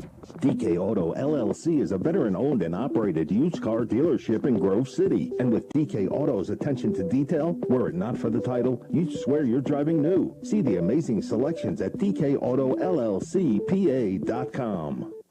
The third quarter is brought to you by Warner's Homes and Improvements, making dreams come true since 1958. Chase Mitchell-Tree with his 14th touchdown run of the year. 14 plays, 69 yards on the drive in 6:50 for Wilmington to get the lead now 26-14, 3 yards on the touchdown run for Mitchell-Tree. So Wilmington back up by double digits. They lead here by 12, and they took up almost over half of that third quarter on that drive. So if you're a Wilmington fan feeling a little bit better about yourself, Greenville now down 12. They definitely need a score. Shell, Bromley, and Thurber kind of rearrange their positioning now. Thurber's to the right and Bromley in the middle. And there'll be a squib kick. Thurber will grab at the 23, running left, and Maverick Whiting and others going to rip him down short of the 30-yard line. Maverick Whiting with the big tackle there will be doing one of the wedding dances later tonight. If that wedding is still going on, I don't know. The groomsmen. Wedding's over. It's reception now. Reception, exactly. They can go on as deep as they want. So it'll be 1st and 10 for Greenville at their own 29-yard line. If you didn't hear that story earlier, Maverick Whiting and his sister's wedding earlier today got to the field here about 20 minutes before kickoff and is expected to return to the reception afterwards. Unbelievable. 26-14 Wilmington leads with 45 seconds to go here in the third. And Soldrich will hand off Gentili with a big hole. 35, 40, outside 45, gets to the 50-yard line and banged out of bounds as he crosses midfield. Rudy Gentili with his best run of the night. He'll pick up 23 yards, a first down into Wilmington territory. Mark him at the 48-yard line. Big run by Gentili, his best run of the game. And as we said, the way Wilmington's been able to move the ball, Greenville has to know they have to score, because Wilmington can run a lot of clock off in this fourth quarter, and Greenville may only get the ball back another 1 or 2 times. No great points. They'll send 2 receivers and the tight end to the left side, Shell to the near side. Soldrich with Gentili to his right. Shotgun snap, straight drop. And now runs forward, now looks, now fires, now deep, and it's too far. Intended for Shell, who had a step on his man at around the 10-yard line, but the ball wide and out of bounds. Yeah, and there was some heavy pressure that time bearing down on Soldrich. And he had no more time to get rid of that ball. So it will be 2nd down now and 10. You see Greenville sometimes try to run those long plays and those long patterns down the field. You need that protection long enough, and maybe Soldrich would have needed maybe about another second to set himself and find Shell, but couldn't get it done. Covert and Thurber to the left. Shell to the right on 2nd down and 10 from the Wilmington 48. Snap to Soldrich. Fake handoff, pitch it behind him to Thurber on the reverse, and he's going to get hit and dropped at about the 47-yard line. Yeah, try to get Thurber on the end around there, and it was sniffed out by Wilmington, and that could be the final play here of this third quarter, Mark. Unless Greenville wants to hurry and run one more. Thurber's slow to get up as well. We'll lose yardage back to the 47-yard line, and the clock is going to run to 0. So we've played 3 quarters. After 3, it's Wilmington 26. It's Greenville 14. We'll take a break. We're back with a 4th when we return on your home for the District 10 Championships, Sports Radio 96.7 and Facebook Live. Score big with a new checking account at Grove City Area Federal Credit Union. At the Grove City Area Federal Credit Union, you get a free checking account that offers no minimum balance, no monthly service fees, and unlimited transactions. Download their mobile app and you can get 24/7 account access and remote deposit. See them at one of their 2 locations in Grove City or online at gcafcu.org. Member NCUA, Equal Housing and Equal Opportunity Lender. Open a checking account now and score 4 tickets to a local high school sports event. Call for details. I'm stylish. I'm classic. I'm extremely sarcastic. I'm in love with this band. I'm the #1 fan. I'm a musical genius. Let your t-shirt do the talking. We've got just the message you're looking for. Need a customized t-shirt? Then stop at 2J's&B Custom Screen Printing in Hermitage. From your favorite prints to customized t-shirts, hoodies, and more. Shop 2J's&B Custom Screen Printing with big city design right here at home. 2J's&B Custom Screen Printing on East State Street in Hermitage. The fourth quarter is brought to you by Shell Restoration, the area's #1 roofing, siding, windows, and gutter installer. Soldrich going long on 3rd and 9, leaping attempt by Shell and can't bring it in at the 20-yard line. Oh, he went high and had 2 hands on it, but could not pull it down in traffic. Oh my goodness. Every time they throw the ball to Justin Shell, He is a human highlight factory. And he almost made that catch, but then eventually it was Mitchell-Tree that was there to knock it down. So now 4th down now for Greenville. They have not punted the ball well at all. It's 4th and 9 at the Wilmington 47. They're down, 12 points. They got to go for it here. Yeah, they have the offense still out there, so Mike Menold with the same thinking. And send Covert to the right, Shell to the near side, slot to the right side is Thurber. Motion is Leskovac, and it's a fake handoff. It's Thurber running right side, and he's going to get a first down.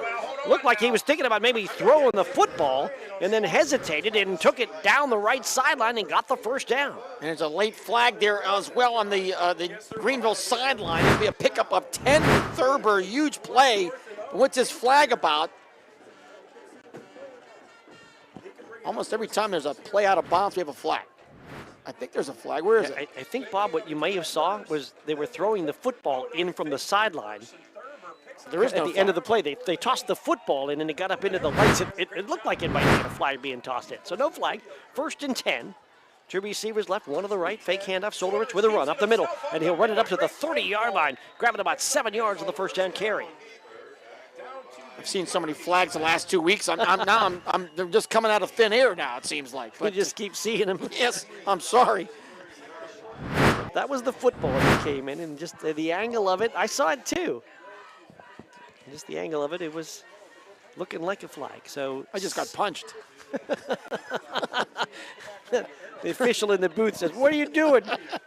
It'll be 2nd and 3 now for Greenville down to the Wilmington 30. You find ways to complain about officials even when it's not deserved. It's 2nd down and 3. A handoff from the middle. Gentili to the 20. Cut back 15. Still on his feet. 10, 5, and down inside the 5-yard line. 1st and goal for Greenville. Rudy Gentili, 28 yards on the play. He is down inside the McCandless Ford Mercer and Meadville red zone, down to the 2. What a run by Gentili. A little bit of a draw play right up the middle. Ball is just outside the 1. And the clock now under 11 minutes to go in this football game. Wilmington leading 26-14. We'll call it 1st and goal from the 2-yard line. And Thurber will go under center. And Thurber will turn and hand off. And it's Calvin trying to push. They're pushing him from behind. And they're going to blow it dead at the 1-yard line. Boy, there was a big hit there. As soon as he made contact, and who made that hit? That was Cam Kettering with the big hit on Calvin. Just came into the game a moment ago, did Kettering for some goal line defense. Calvin had a big touchdown last week against Cambridge Springs. Now 2nd and goal at the 1. So again, they will go wing T Calvin, the fullback. Gentili left, Solarich right. Thurber going to keep it, go up the middle, and he's into the end zone. Is he? Or not? No. He's not. No, it is. Oh, there's a signal now. They wait for them to unpile. And now they put the hands up. A 1-yard touchdown run for Cale Thurber. So the Greenville Trojans have scored, and they have cut the Wilmington lead to 26-20 with 9:56 to go in the game. They will go for the extra point. So kicking left, Tristan Saylor out of the Thurber hold. Snap is back, ball is down. Kick is up, and the kick is good. And with 9 minutes and 56 seconds to go, here in now the 4th quarter, it is Wilmington 26, it is Greenville 21. We'll take a break. We're back with more in a moment. Your home for the District 10 Championships is Sports Radio 96.7 and Facebook Live.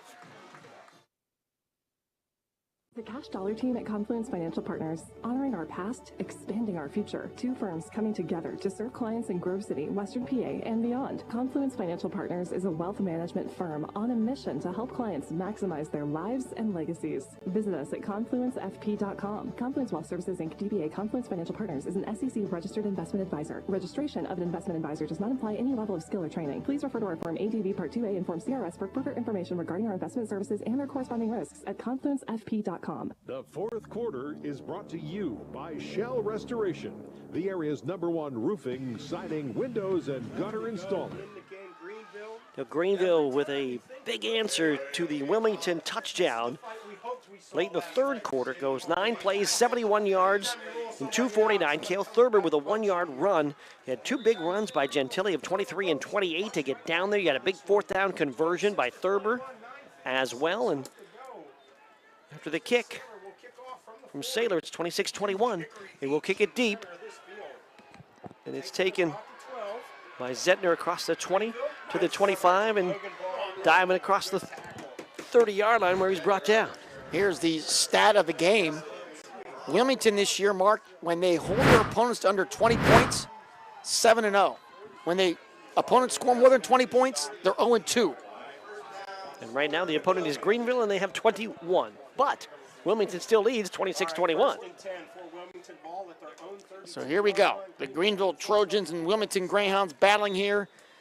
Wilmington would love about a 9-minute scoring drive to put this thing away, but that will not be easy against this surging Greenville team. Split backs, one wing, pitch to Mitchell-Tree with a cut back at the 30 and out to the 35. Dives across the 35 to near the 37-yard line. And that'll be a pickup of about 5 there for Mitchell-Tree, who's up to 123 yards now on 21 carries. Big night for Mitchell-Tree. Remember, this Wilmington team has no seniors starting on this football team tonight. All underclassmen. A little bit of Evan Richardson get in there here and there as the lone senior to play tonight. The only other one on the roster was Aiden Gardner, who's been out with an injury this year. Receiver wide left is Zettner. Here's a pitch near side again. Mitchell-Tree hit the backfield and knocked down for a loss on the play as he's knocked down back at the 35. Who made that tackle? That was for the Trojans, Kyle McGurr with the big hit there. And it'll be a loss of a couple.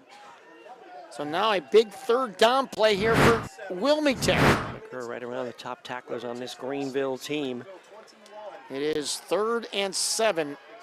Wilmington at their own 35. Zettner wide to the left. Pascal, the quarterback. Split backs behind him and a wing to the right.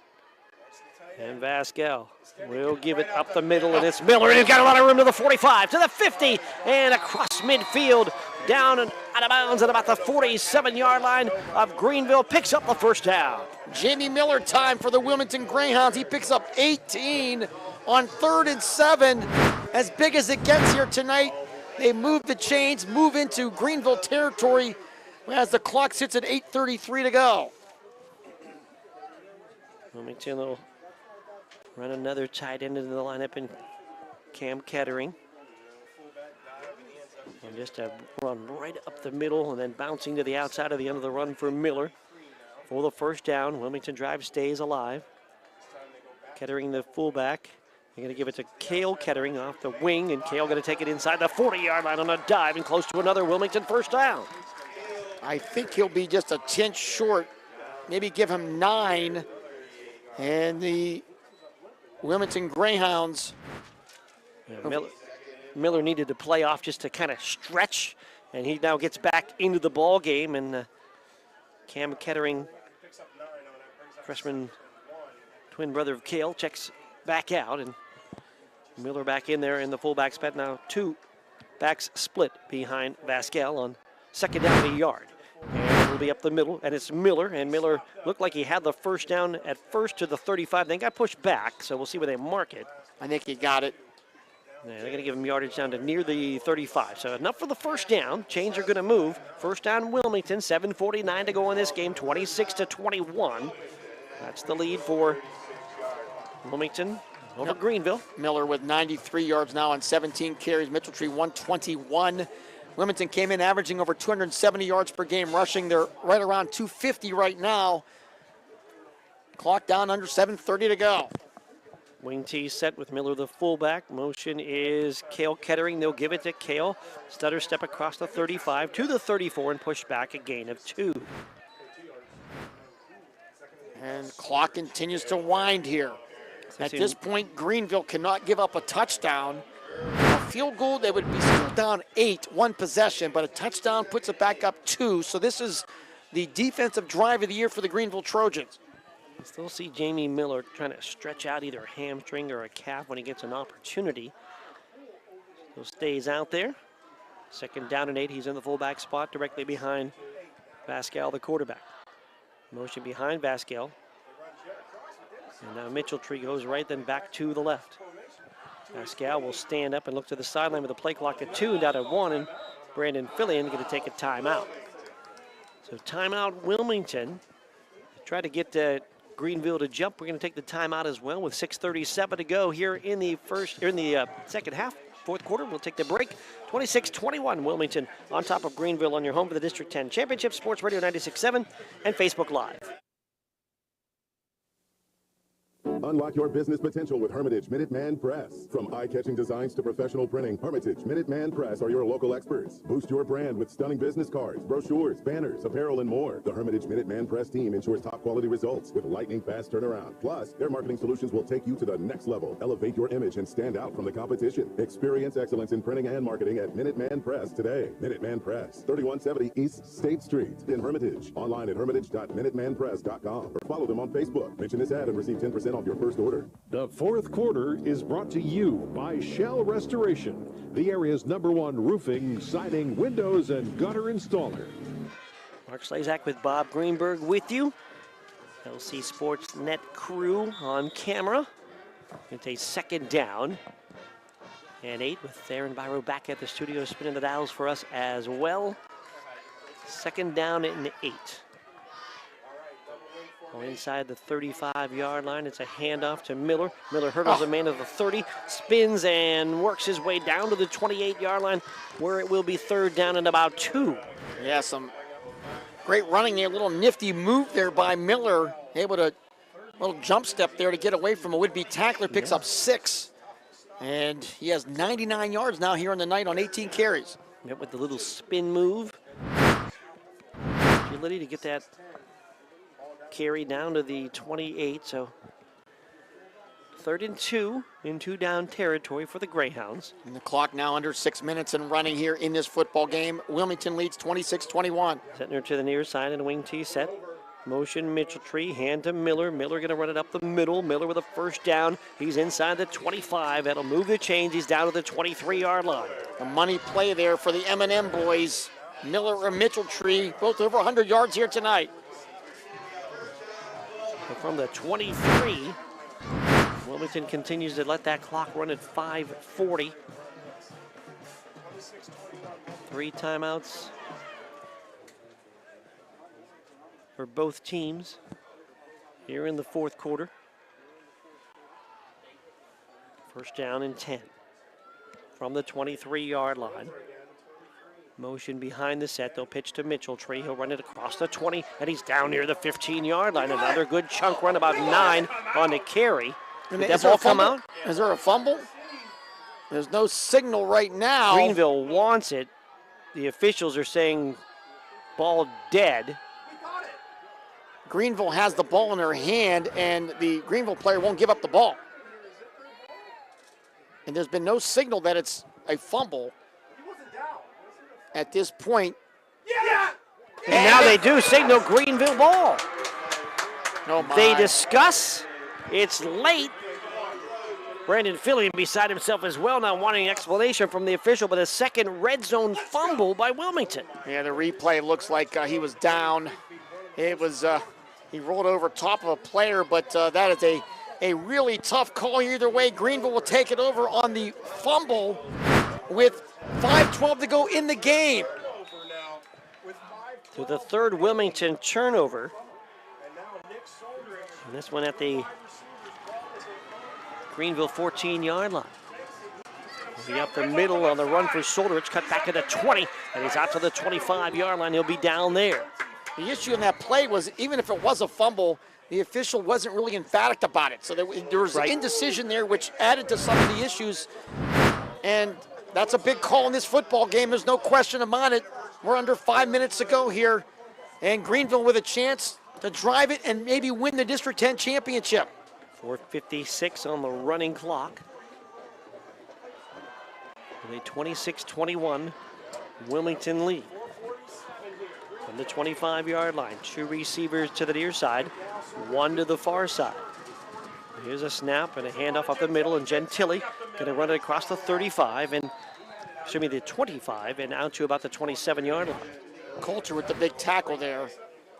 And he'll get maybe 2 or 3. And mark it closer to the 28. And the clock is winding down to 4:20 to go here in the District 10 Championship. Wilmington and Greenville in a battle here tonight. Greenville looking for their first crown since 1999. Both teams with 3 timeouts left. Spot the ball to 28. Second down, we'll call it 7. Covert and Thurber to the right. Shell to the near side. Soldrich with Gentili beside him in the backfield. Takes the snap, fake handoff. Soldrich back to pass. Fires far side, and it is incomplete. A little miscommunication. Thurber went to the inside, pass went to the outside. It was Cale Kettering who was closest to the ball when the play ended. Yeah, and Kettering took a dive for it as well, but Thurber wasn't close to it. So now 3rd down and 7 for Greenville at their own 28-yard line. 3:55 to go here in this football game. The clock stops at the 3:55 mark on the incomplete pass. Wilmington has turned the ball over twice in the red zone. Once at the 2-yard line. 2 receivers left, 1 to the right. Soldrich. Hard count, takes a snap, straight drop, looking, firing, right side, in traffic, and it is caught, I believe. Oh my goodness. It's Shell with another amazing catch as he brings it in at about the 44-yard line. That'll move the chains. 16 yards to Justin Shell. Wow, he is a magician, and a huge first down out to the Greenville 44.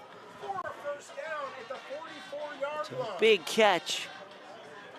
6th catch of the game for Shell, 123 yards. He has a couple touchdowns. And the clock's still winding down to 3:30 to go. Greenville at their own 44-yard line. Wilmington leads 26-21. Receivers wide to each side, a slot to the left side.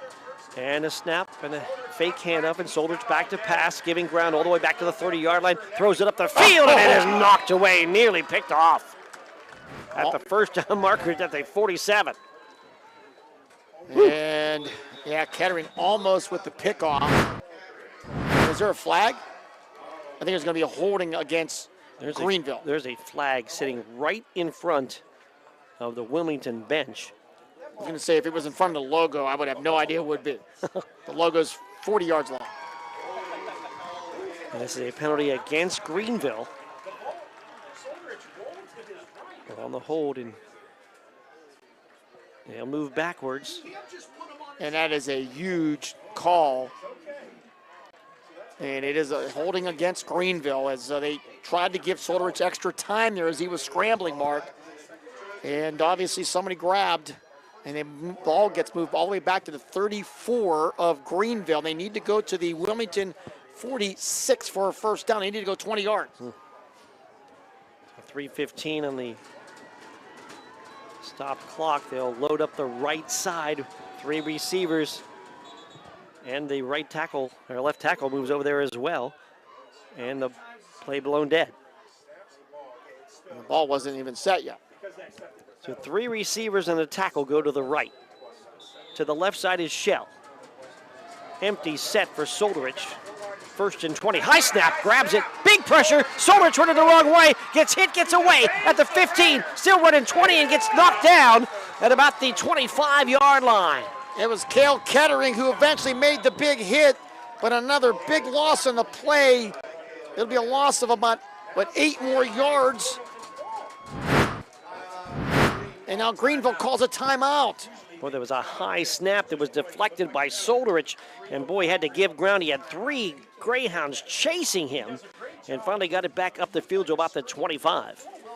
I'd like to thank once again our video sponsors here tonight. A great trio of businesses, Sunbelt Rentals, big and small. Sunbelt has it all, sunbeltrentals.com. Score big this game day at Erie Canal Bar and Grill. Delicious wings, ice cold beers, and mouth-watering burgers, eriecanalgrill.com. And the Hudson Companies, building your vision brick by brick. Visit them at hudsoncompanies.net. With the ball at the 26-yard line. On the sack. And they need to go, that's 2nd and 28 now, it looks like. Am I adding it up right? I think so. So, They need to get all the way down to the 46-yard line of Wilmington. And we're down to 3:03 to go. That timeout was Greenville's first. They have 2 remaining. But they have a big hill to climb right here as the ball on their own 21. And I'm looking for Justin Shell. Where's he at? There's a snap and a roll to the near side. Solderich is looking, and he fires near side. Covert tries to come back to the ball on the dive, but the ball underthrown and incomplete, short of the 40-yard line. They tried to get about half of it back right there, but the pass was low. That last completion to Shell, Greenville's gone over 200 yards passing tonight. 206 for the game, 190, or 201 for the game. 197 of that is for Solderich, but now third down and long here for the Trojans. You got to get to the 46. You got to get to the 46. Yeah, 28 yards. Shell comes as the lone receiver to the near side, too far side on third down. Back to pass. Solderich looking, throwing high. It's a jump ball, and it is incomplete. Well, anytime there's a jump ball anywhere near Shell, if you're Wilmington, you hold your breath. And you got some cramping up right now as Miller. And how about this? Shell is the one helping Miller with his cramp. How about that for sportsmanship? That is amazing. Gittner there as well. How about that? That is one of the coolest things I've seen. So Shell and Miller battle for the football. Shell can't get it. It goes incomplete. Miller obviously with some leg cramp issues, and the closest guy to him is his opponent in Shell, who helps him stretch it out, and a timeout in the action for the injury. We'll just keep it right here as they work on the cramps right now of Jamie Miller. He's been stretching out here quite a bit in the second half, and this time looks like that right calf locked up on him. So 2:52 to go. So it's going to be fourth down and still 28 though. That pass was basically a jump ball type pass right at about the sticks where the first down would be, and we've seen Shell make some incredible plays. And Wilmington will run this next play without one of their best defenders, as Miller will have to be out of the game on what is now a fourth down play where we expect Greenville to go for it here with just 2:52 to go. A couple of timeouts. Greenville needs pretty much a small miracle here. Shell will come to the near side, two receivers to the far side. They've done various trick plays as well. Here's Solderich back to pass. Solderich looks, fires over the middle, caught, and it's a hook and lateral. It's flipped out of the hands of Shell. Left side Thurber. Can he get the first down on a dive? I don't know if he got there. It will depend on where they mark him out of bounds. It will be so close. And he's marked short. Oh my goodness, he's going to be a yard short on the hook and lateral. Be a pickup of about 26 yards. They needed 28. We said to watch out for the trick play, and they went over the middle, got the pass to Shell, who flipped it to Thurber on the hook and lateral, and Thurber running the near sideline took a late dive, but I think they felt he was out of bounds before he really launched himself on the sideline. And the official there, as he dove for it, and it looks like he may have touched out of bounds at the 48. He made the out of bounds at the 48. He made the dive to the near side, and it's right about where they marked it, the 28. To the near side, and it's right about where they marked it, the 28. So it will be at the 48. That's where the ball will go back to Wilmington. So it will be at the 48. That's where the ball will go back to Wilmington. So down to 2:33 to go. Wilmington with the ball back at their own 48-yard line. Zentner will go wide to the left and wing T set. Pascal looks at the play clock, milking as much as possible. He'll take the snap and he'll pitch it back to Mitchell as possible. He'll take the snap and he'll pitch it back to Mitchell Tree with a big hole up the middle. Mitchell Tree across the 40 and down to the 39. Hole up the middle. Mitchell Tree across the 40 and down to the 39. And that's a big first down. The clock will stop about 13 on the play. Clock runs 2:23. Still two timeouts for Greenville. Like they're not to take one there because they got a first down anyhow. You need to get a stop and then can maybe use those timeouts. But right now with the clock running, Wilmington will milk as much as possible. Clock down to 16 seconds on the play clock. Game clock at 2:02. First down from the Greenville 39-yard line. Kettering in as the fullback replacing Miller. Here's a handoff to Mitchell-Tree, and Mitchell-Tree up the middle, 40 to the 39. Greenville certainly trying to get the ball out of there, but Mitchell-Tree hangs on after a short gain. Timeout Greenville will take time as well. Timeout of the action, 26-21. Wilmington leads Greenville. We'll take a pause. Back with more in a moment. You're home to the District 10 Championship, Sports Radio 96.7 and Facebook Live.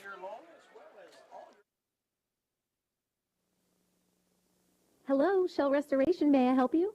Hello? Oh, I was waiting for the beep. Or the part that tells me what button to press. Nope, I'm a real person. Great. I've been leaving messages all day to try and compare prices on my roof. Well, we can have one of our project managers call you to set up an appointment within an hour and be at your house for an estimate within 24 hours. Wow, that's service. Well, that's what we specialize in. Within 24 hours. Wow, that's service. Well, that's what we specialize in. Chill Restoration. The area's #1 roofing, siding, windows, and gutter installer. Call today for a free estimate. Area's #1 roofing, siding, windows, and gutter installer. Call today for a free estimate. 800-663-8103. Or look for @Shell Who finished it the other 40 yards for the touchdown. The Tristan Saylor extra point made it 7-7. Jamie Miller then in the second quarter scores on a 1-yard run with a Turvo extra point to make it 14-7 Greenville. 15-yard touchdown run by Wilmington, I should say. Chase Mitchell then with a 15-yard run to make it 20-7 for the Wilmington Greyhounds after the extra point kick was no good. And then with 4:13 to go in the half, Nick Solerich, a 39-yard touchdown pass to Justin Schell. Saylor with the point after, and it was Wilmington 20 and Greenville 14. In the third, 3-yard touchdown run for Chase Mitchell-Tree to make it 26-14. And then in the fourth, Cale Thurber with a touchdown run to cut it to 26-21 after the Saylor kick. And that's where we ended. Wilmington turned it over 3 times in this one, a couple of times in the red zone. Greenville on their last-ditch drive, nearly picking up a first down on Cale Thurber's dive for the pylon, but for the sticks, I should say, didn't quite get there. And the Wilmington Greyhounds unable to run out the clock on that final drive. Wilmington now moving to 8-2 and advancing into the PIAA playoffs as they win it by a score of 26-21. The Greenville Trojans will finish their season 11-2 after winning just a game. One game a year ago. They win 11, and they have 2 losses. The first game of the year, they lost to Wilmington. Their last game of the year, they fall to Wilmington. They win all 11 in between. And Greenville joining Hickory into the PIAA playoffs. Hornets, of course, winning the 3A title last night in a thrilling win against Sharon. Brandon Fillion still talking to his troops down on the field, and in a moment, we'll hear from Bob Greenberg with Brandon Fillion. Also hope to hear from our players of the game, and there's going to be 2 of them. So we'll leave a little bit of a surprise into that as well. But the Wilmington Greyhounds, again, under Brandon Fillion in his year 7, grabbing the district crown. And talked to Brandon Fillion this week, and just talked so much about the idea of what a win in this game establishes, because it's a championship, and it's something that you hang on the wall that's there forever. So you never take those things lightly and take full advantage of the moment. No do-overs, embrace the moment, and Wilmington gets it done in a fantastic football game, winning 26-21 against this Greenville squad. And in a moment, we'll go down to the field to Bob Greenberg. And Greenville, what a fight in this one as well from the Trojans. Coming back in that late drive, trying to take full advantage of Wilmington turnovers. And that late turnover on downs. They gave the ball back to Wilmington with just about 3 minutes to go. When they had an opportunity and had a 4th down and 28, and nearly picked it up, got 26 of the 28 on a late hook and lateral play. And they went into the bag of tricks a few times, did Mike Menold in Greenville, to try to make some things happen in this one. So 8-2 now, the Wilmington Greyhounds. They will advance in the Class A playoffs. 11-2 in the end of the season for Greenville. And again, Chase Mitchell-Tree, touchdowns of 6, 13, and 3 yards for Wilmington. And on the other end, also Jamie Miller, 1-yard touchdown run in there for the 4th Wilmington touchdown. Greenville gets the touchdown, 2 of them, from Shell. They also get a Solderich run and a Cale Thurber run for their scores. Actually, a Solderich pass of 39 to Shell, and a run of Thurber for their 3 scores in what is now a 26-21 lead. So we got to see Greenville here a couple times in Hickory High School in the playoffs. They got a win against Lakeview, fall here to Wilmington. Wilmington gets the win here. Had a bye in the first round of the District 10 playoffs. Get the win over Reynolds, get the win over Greenville. A couple of local teams have to knock off on the way to the title.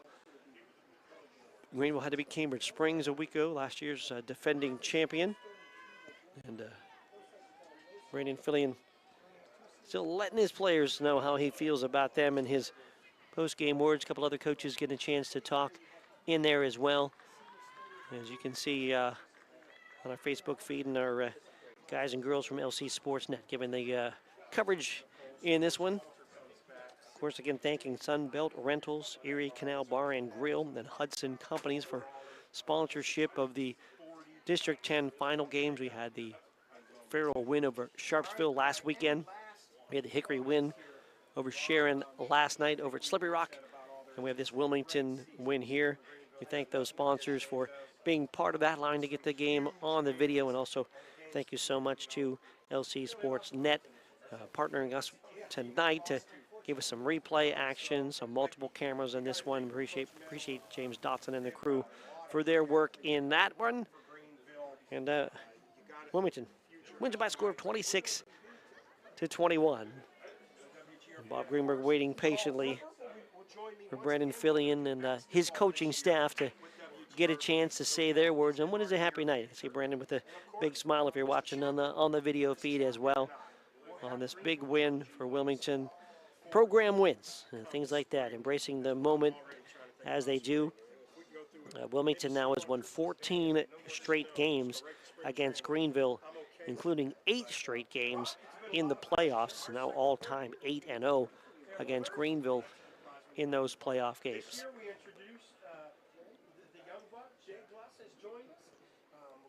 We're looking ahead to next week. We'll have Greenville and we'll have Wilmington and Hickory into the playoffs, and we'll find out tomorrow sometime, hopefully in the morning hours, to let us know what the schedule works out, and we'll do our best to cover games into the future. We should be fine for both of these teams moving forward. Farrell's season ended last night with a loss to Central Clarion. Sharon season ended last night as well with their loss to Hickory, so we're down just to 2 county teams still playing football into the playoffs, Hickory and Wilmington. And then shortly we'll have the celebration here for the Greyhounds, and words from Bob Greenberg with Brandon Fillion, the head coach of Wilmington. And I think they're just about wrapping up their conversations, and at that point we'll send it back down on the field to Bob here at Hickory, who has hosted several playoff games here the last 3 Saturday nights. We've been able to be here for Greenville and Lakeview, to be here for Farrell and Sharpsville, and to be here for Wilmington and Greenville. We appreciate Terry Chernisky, the athletic director, for helping us out and having us set up for each and every weekend. Also appreciating the work of the entire Hermitage School District, allowing this facility to be used if you want. And we're just going to wait just a few moments to get Bob Greenberg down on the field. And as they break up the huddle, we're going to try to get to Bob down there and Brandon Fillion. Brandon. They're going to do a team photo quickly as well. I want to make sure, too, that we thank our video crew today. Garrett Dolan, Leah Verdai, Lee Gross, and Heather Walzer taking pictures as well as James Dotson on the LC SportsNet crew. We thank Aaron Byro back at the studio as well. And we'll still wait just a few moments to hear from Brandon Fillion down on the field with Bob Greenberg. So picture time right now. You get a great look at the picture here as well on our video feed of the celebration and the picture time for the Wilmington Greyhounds, the District 10 champs for the 16th time. District in general champs, and the school, a couple of Whitfield ones in there, now for the 18th time. And gathering for a photo at the 30-yard line, and love to get word from Brandon Fillion and our players of the game here in just a moment. Waiting it out for Brandon and Bob to meet. What you need. 26-21 win over Greenville in this one today. And Bob Greenberg is going to grab Brandon Fillion for a couple of words. Brandon over here. There he is, Brandon, head coach of the Wilmington Greyhounds. On your birthday, Coach, congratulations, District 10 champion. Thanks so much, Bob. Yeah, the guys, afterward, I didn't tell them, but apparently they found out. But yeah, you certainly couldn't ask for a better birthday present than winning a District 10 championship on your birthday. And, first of all, Coach Meadow in Greenville, a ton of credit. They came out, they played hard tonight. What a hard-fought victory. And talking to you before the game, man, what two great games you guys had to call. That's the way championships are supposed to be. You have two great teams battling, terrific game, and man, I just couldn't be more excited for the first time since 2020 to bring the football District 10 championship back to Wilmington. Wilmington's won it so many times, it almost felt like, boy, what's happened, but it's been 4 years. How's that felt? Well, I tell you what, Bob, I know just on a personal level, I was part of a lot of successful runs with Coach Farrelly leading the way, and I'm still so thankful all those years later for that experience and that, that learning that I had under him and what he taught me. But boy, got the opportunity and was blessed to take over as the head coach. In those first 3 years, it was like District 10, and now after going 3 years without one, I have to say that I think this was the sweetest after not having it there for a while. So, what a game here tonight, boy! Some crazy plays. You're able to run the ball as usual. Just talk about what you saw here tonight. Well, I thought that our offensive line did a tremendous job. You always ask in those pregame interviews, hey, what are your keys to the game? And, certainly one of our keys was to establish and control the line of scrimmage. We certainly did that tonight. I thought our offensive line was fantastic. I thought our backs ran hard. I thought our defense, I thought Coach Hilton had a great plan. Felt that the defense came up with timely stops. I go back to that sequence before half, Bob. That sequence before half, holding them to no points right before halftime was just a huge series of events in the game. And then obviously the stop there in the fourth quarter. So some timely stops. I thought the offense got rolling. We were able to control the line of scrimmage. So a great team win, and each of us needs all of us moment tonight. A couple of unusual turnovers really turned the tide at some points. Yeah, they really did. There's no doubt. And, some turnovers led for some opportunities for guys to step up and make plays. So, just in each of us needs all of us kind of a victory here tonight. Coach, congratulations. Hey, thanks so much, Bob. Always a pleasure having you and Mark on the call, and, even sweeter when it's the District 10 championship game. Thanks so much. There you go, Brandon Fillion, head coach of the Wilmington Greyhounds, District 10 champion. Now we're going to go find our players. Second. All right, thank you very much, Bob Greenberg. Words from Brandon Fillion, and great words from Coach Brandon with a 26-21 win, Wilmington over Greenville. As Bob now searches out our players of the game, and we'll have that for us momentarily as well. Wilmington Greyhounds grabbing the district title for the first time since 2020, and you heard Brandon Fillion has some good points, had some success there. And let's go back down to Bob, who's with our players of the game. We're going to interview first, we'll take a picture second. Okay, sounds good. All right, Mark, back down here in the field with our players of the game. We have Jamie Miller, Chase Mitchell-Tree, the M&M boys. Big night tonight. I know you like that nickname, I think. I don't know. But Jamie, let's talk about you. What's this mean, winning a district championship? I mean, it means absolutely everything. I played in the playoffs with my big brother Ben last year, and we had a sad loss on the exact same field. I mean, I'm so happy to be here right now. I can't even explain how happy I am. It means everything. Chase, talk about your feelings. What's this game and this championship mean to you? It just means so much, especially doing it on Coach Fillion's birthday, bringing that home for him. I just couldn't be happier right now. Talk about the game. You guys ran the ball effectively, had some turnovers, but you made the big plays when you had to at the end. Yeah, all thanks to the linemen. They really do it all for us up there. Without them, we wouldn't do anything. Talking about turnovers, I know there was one that came out of your hands. Talk about what happened on that play. I reached for the end zone, and it was a bad idea. I made a mistake. I told my line it wasn't going to happen again. It was all on me. I mean, sometimes it happens, though. That's how it goes. And you overcame it as well, obviously. Talk about Greenville, the way they played here tonight. We knew they were going to be a tough physical team going into this game. They had nothing to lose, so we just had to match that the best we could. Coach talked about being one of only the 2 teams left in District 10, not just Mercer County, still alive. What's that mean? I mean, I think that's a really special thing. I mean, it's Hickory, right? Yeah, I mean, us and Hickory were the only ones practicing this week. There's a lot of kids who want to be doing the same thing, and you know what? That's really special to me that we can be one of the 2 teams that are practicing this week and going to play another game.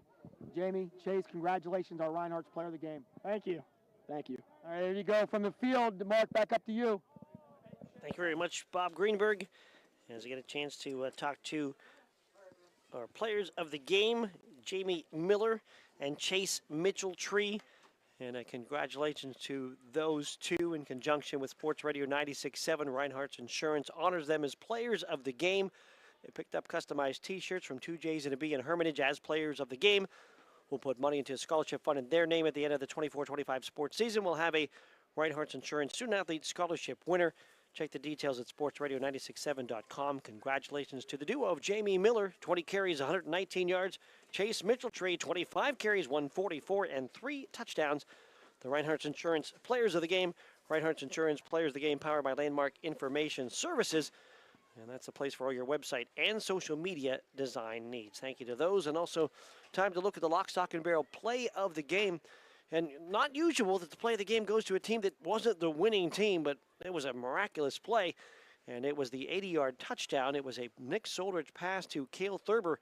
He caught it, ran it for about 40 yards, then pitched it across the field to his teammate Justin Schell, who ran another 40 yards for the touchdown. It was a one-play, 80-yard touchdown drive that tied the game in the first quarter at 7. That's our play of the game. In recognition of that play, we'll put money into the name of those gentlemen at the end of the season. We'll have a play of the year from the top plays, and then the winner of that will get a cash donation from Lock, Stock, and Barrel. You can listen to the audio of all the plays at SportsRadio967.com and click on High School Sports.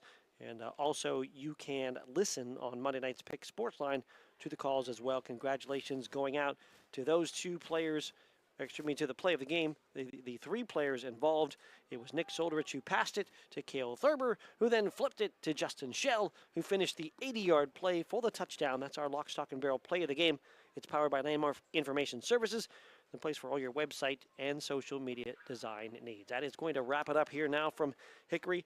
Again, the final score in this one, the win for Wilmington, 26-21 over Greenville. Do you want to do any stats, or are we going to just wrap this up? We're going to wrap it up. As Bob comes back, he'll post the stats for us afterwards. We'd like to thank the sponsors. Of course, on the video side, that we had Sunbelt Rentals, we had Erie Canal Bar and Grill, as well as Hudson Companies in this one. So we thank the video sponsors. We thank the group from lcsports.net, James Dotson, Lee Gross on camera, Leah Verdai, Garrett Dolan, and Heather Walzer working today from Hickory High School, and also Aaron Byro back at the studio. Thank you, Aaron, so much. For Sales Director, Sports Director, Colorman, and Broadcast Partner Bob Greenberg, I'm Mark Slazak saying thanks to you for listening. The final score from Hickory: Wilmington 26, Greenville 21. Wilmington, your District 10 1A champ. And you heard it right here on your home for high school football, Sports Radio 96.7, and on the Sports Radio 96.7 Facebook page. You have a good night.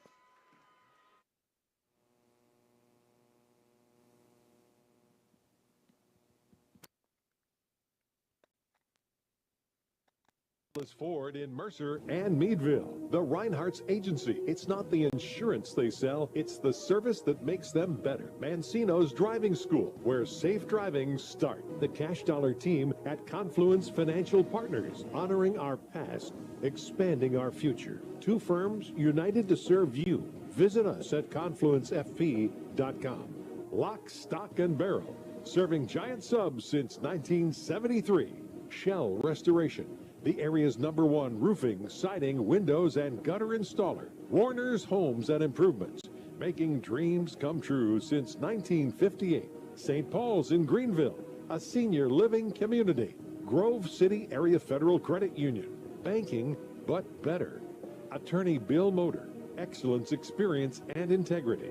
Mercer County State Bank. Community-minded since 1911. Herman's Water. When taste matters.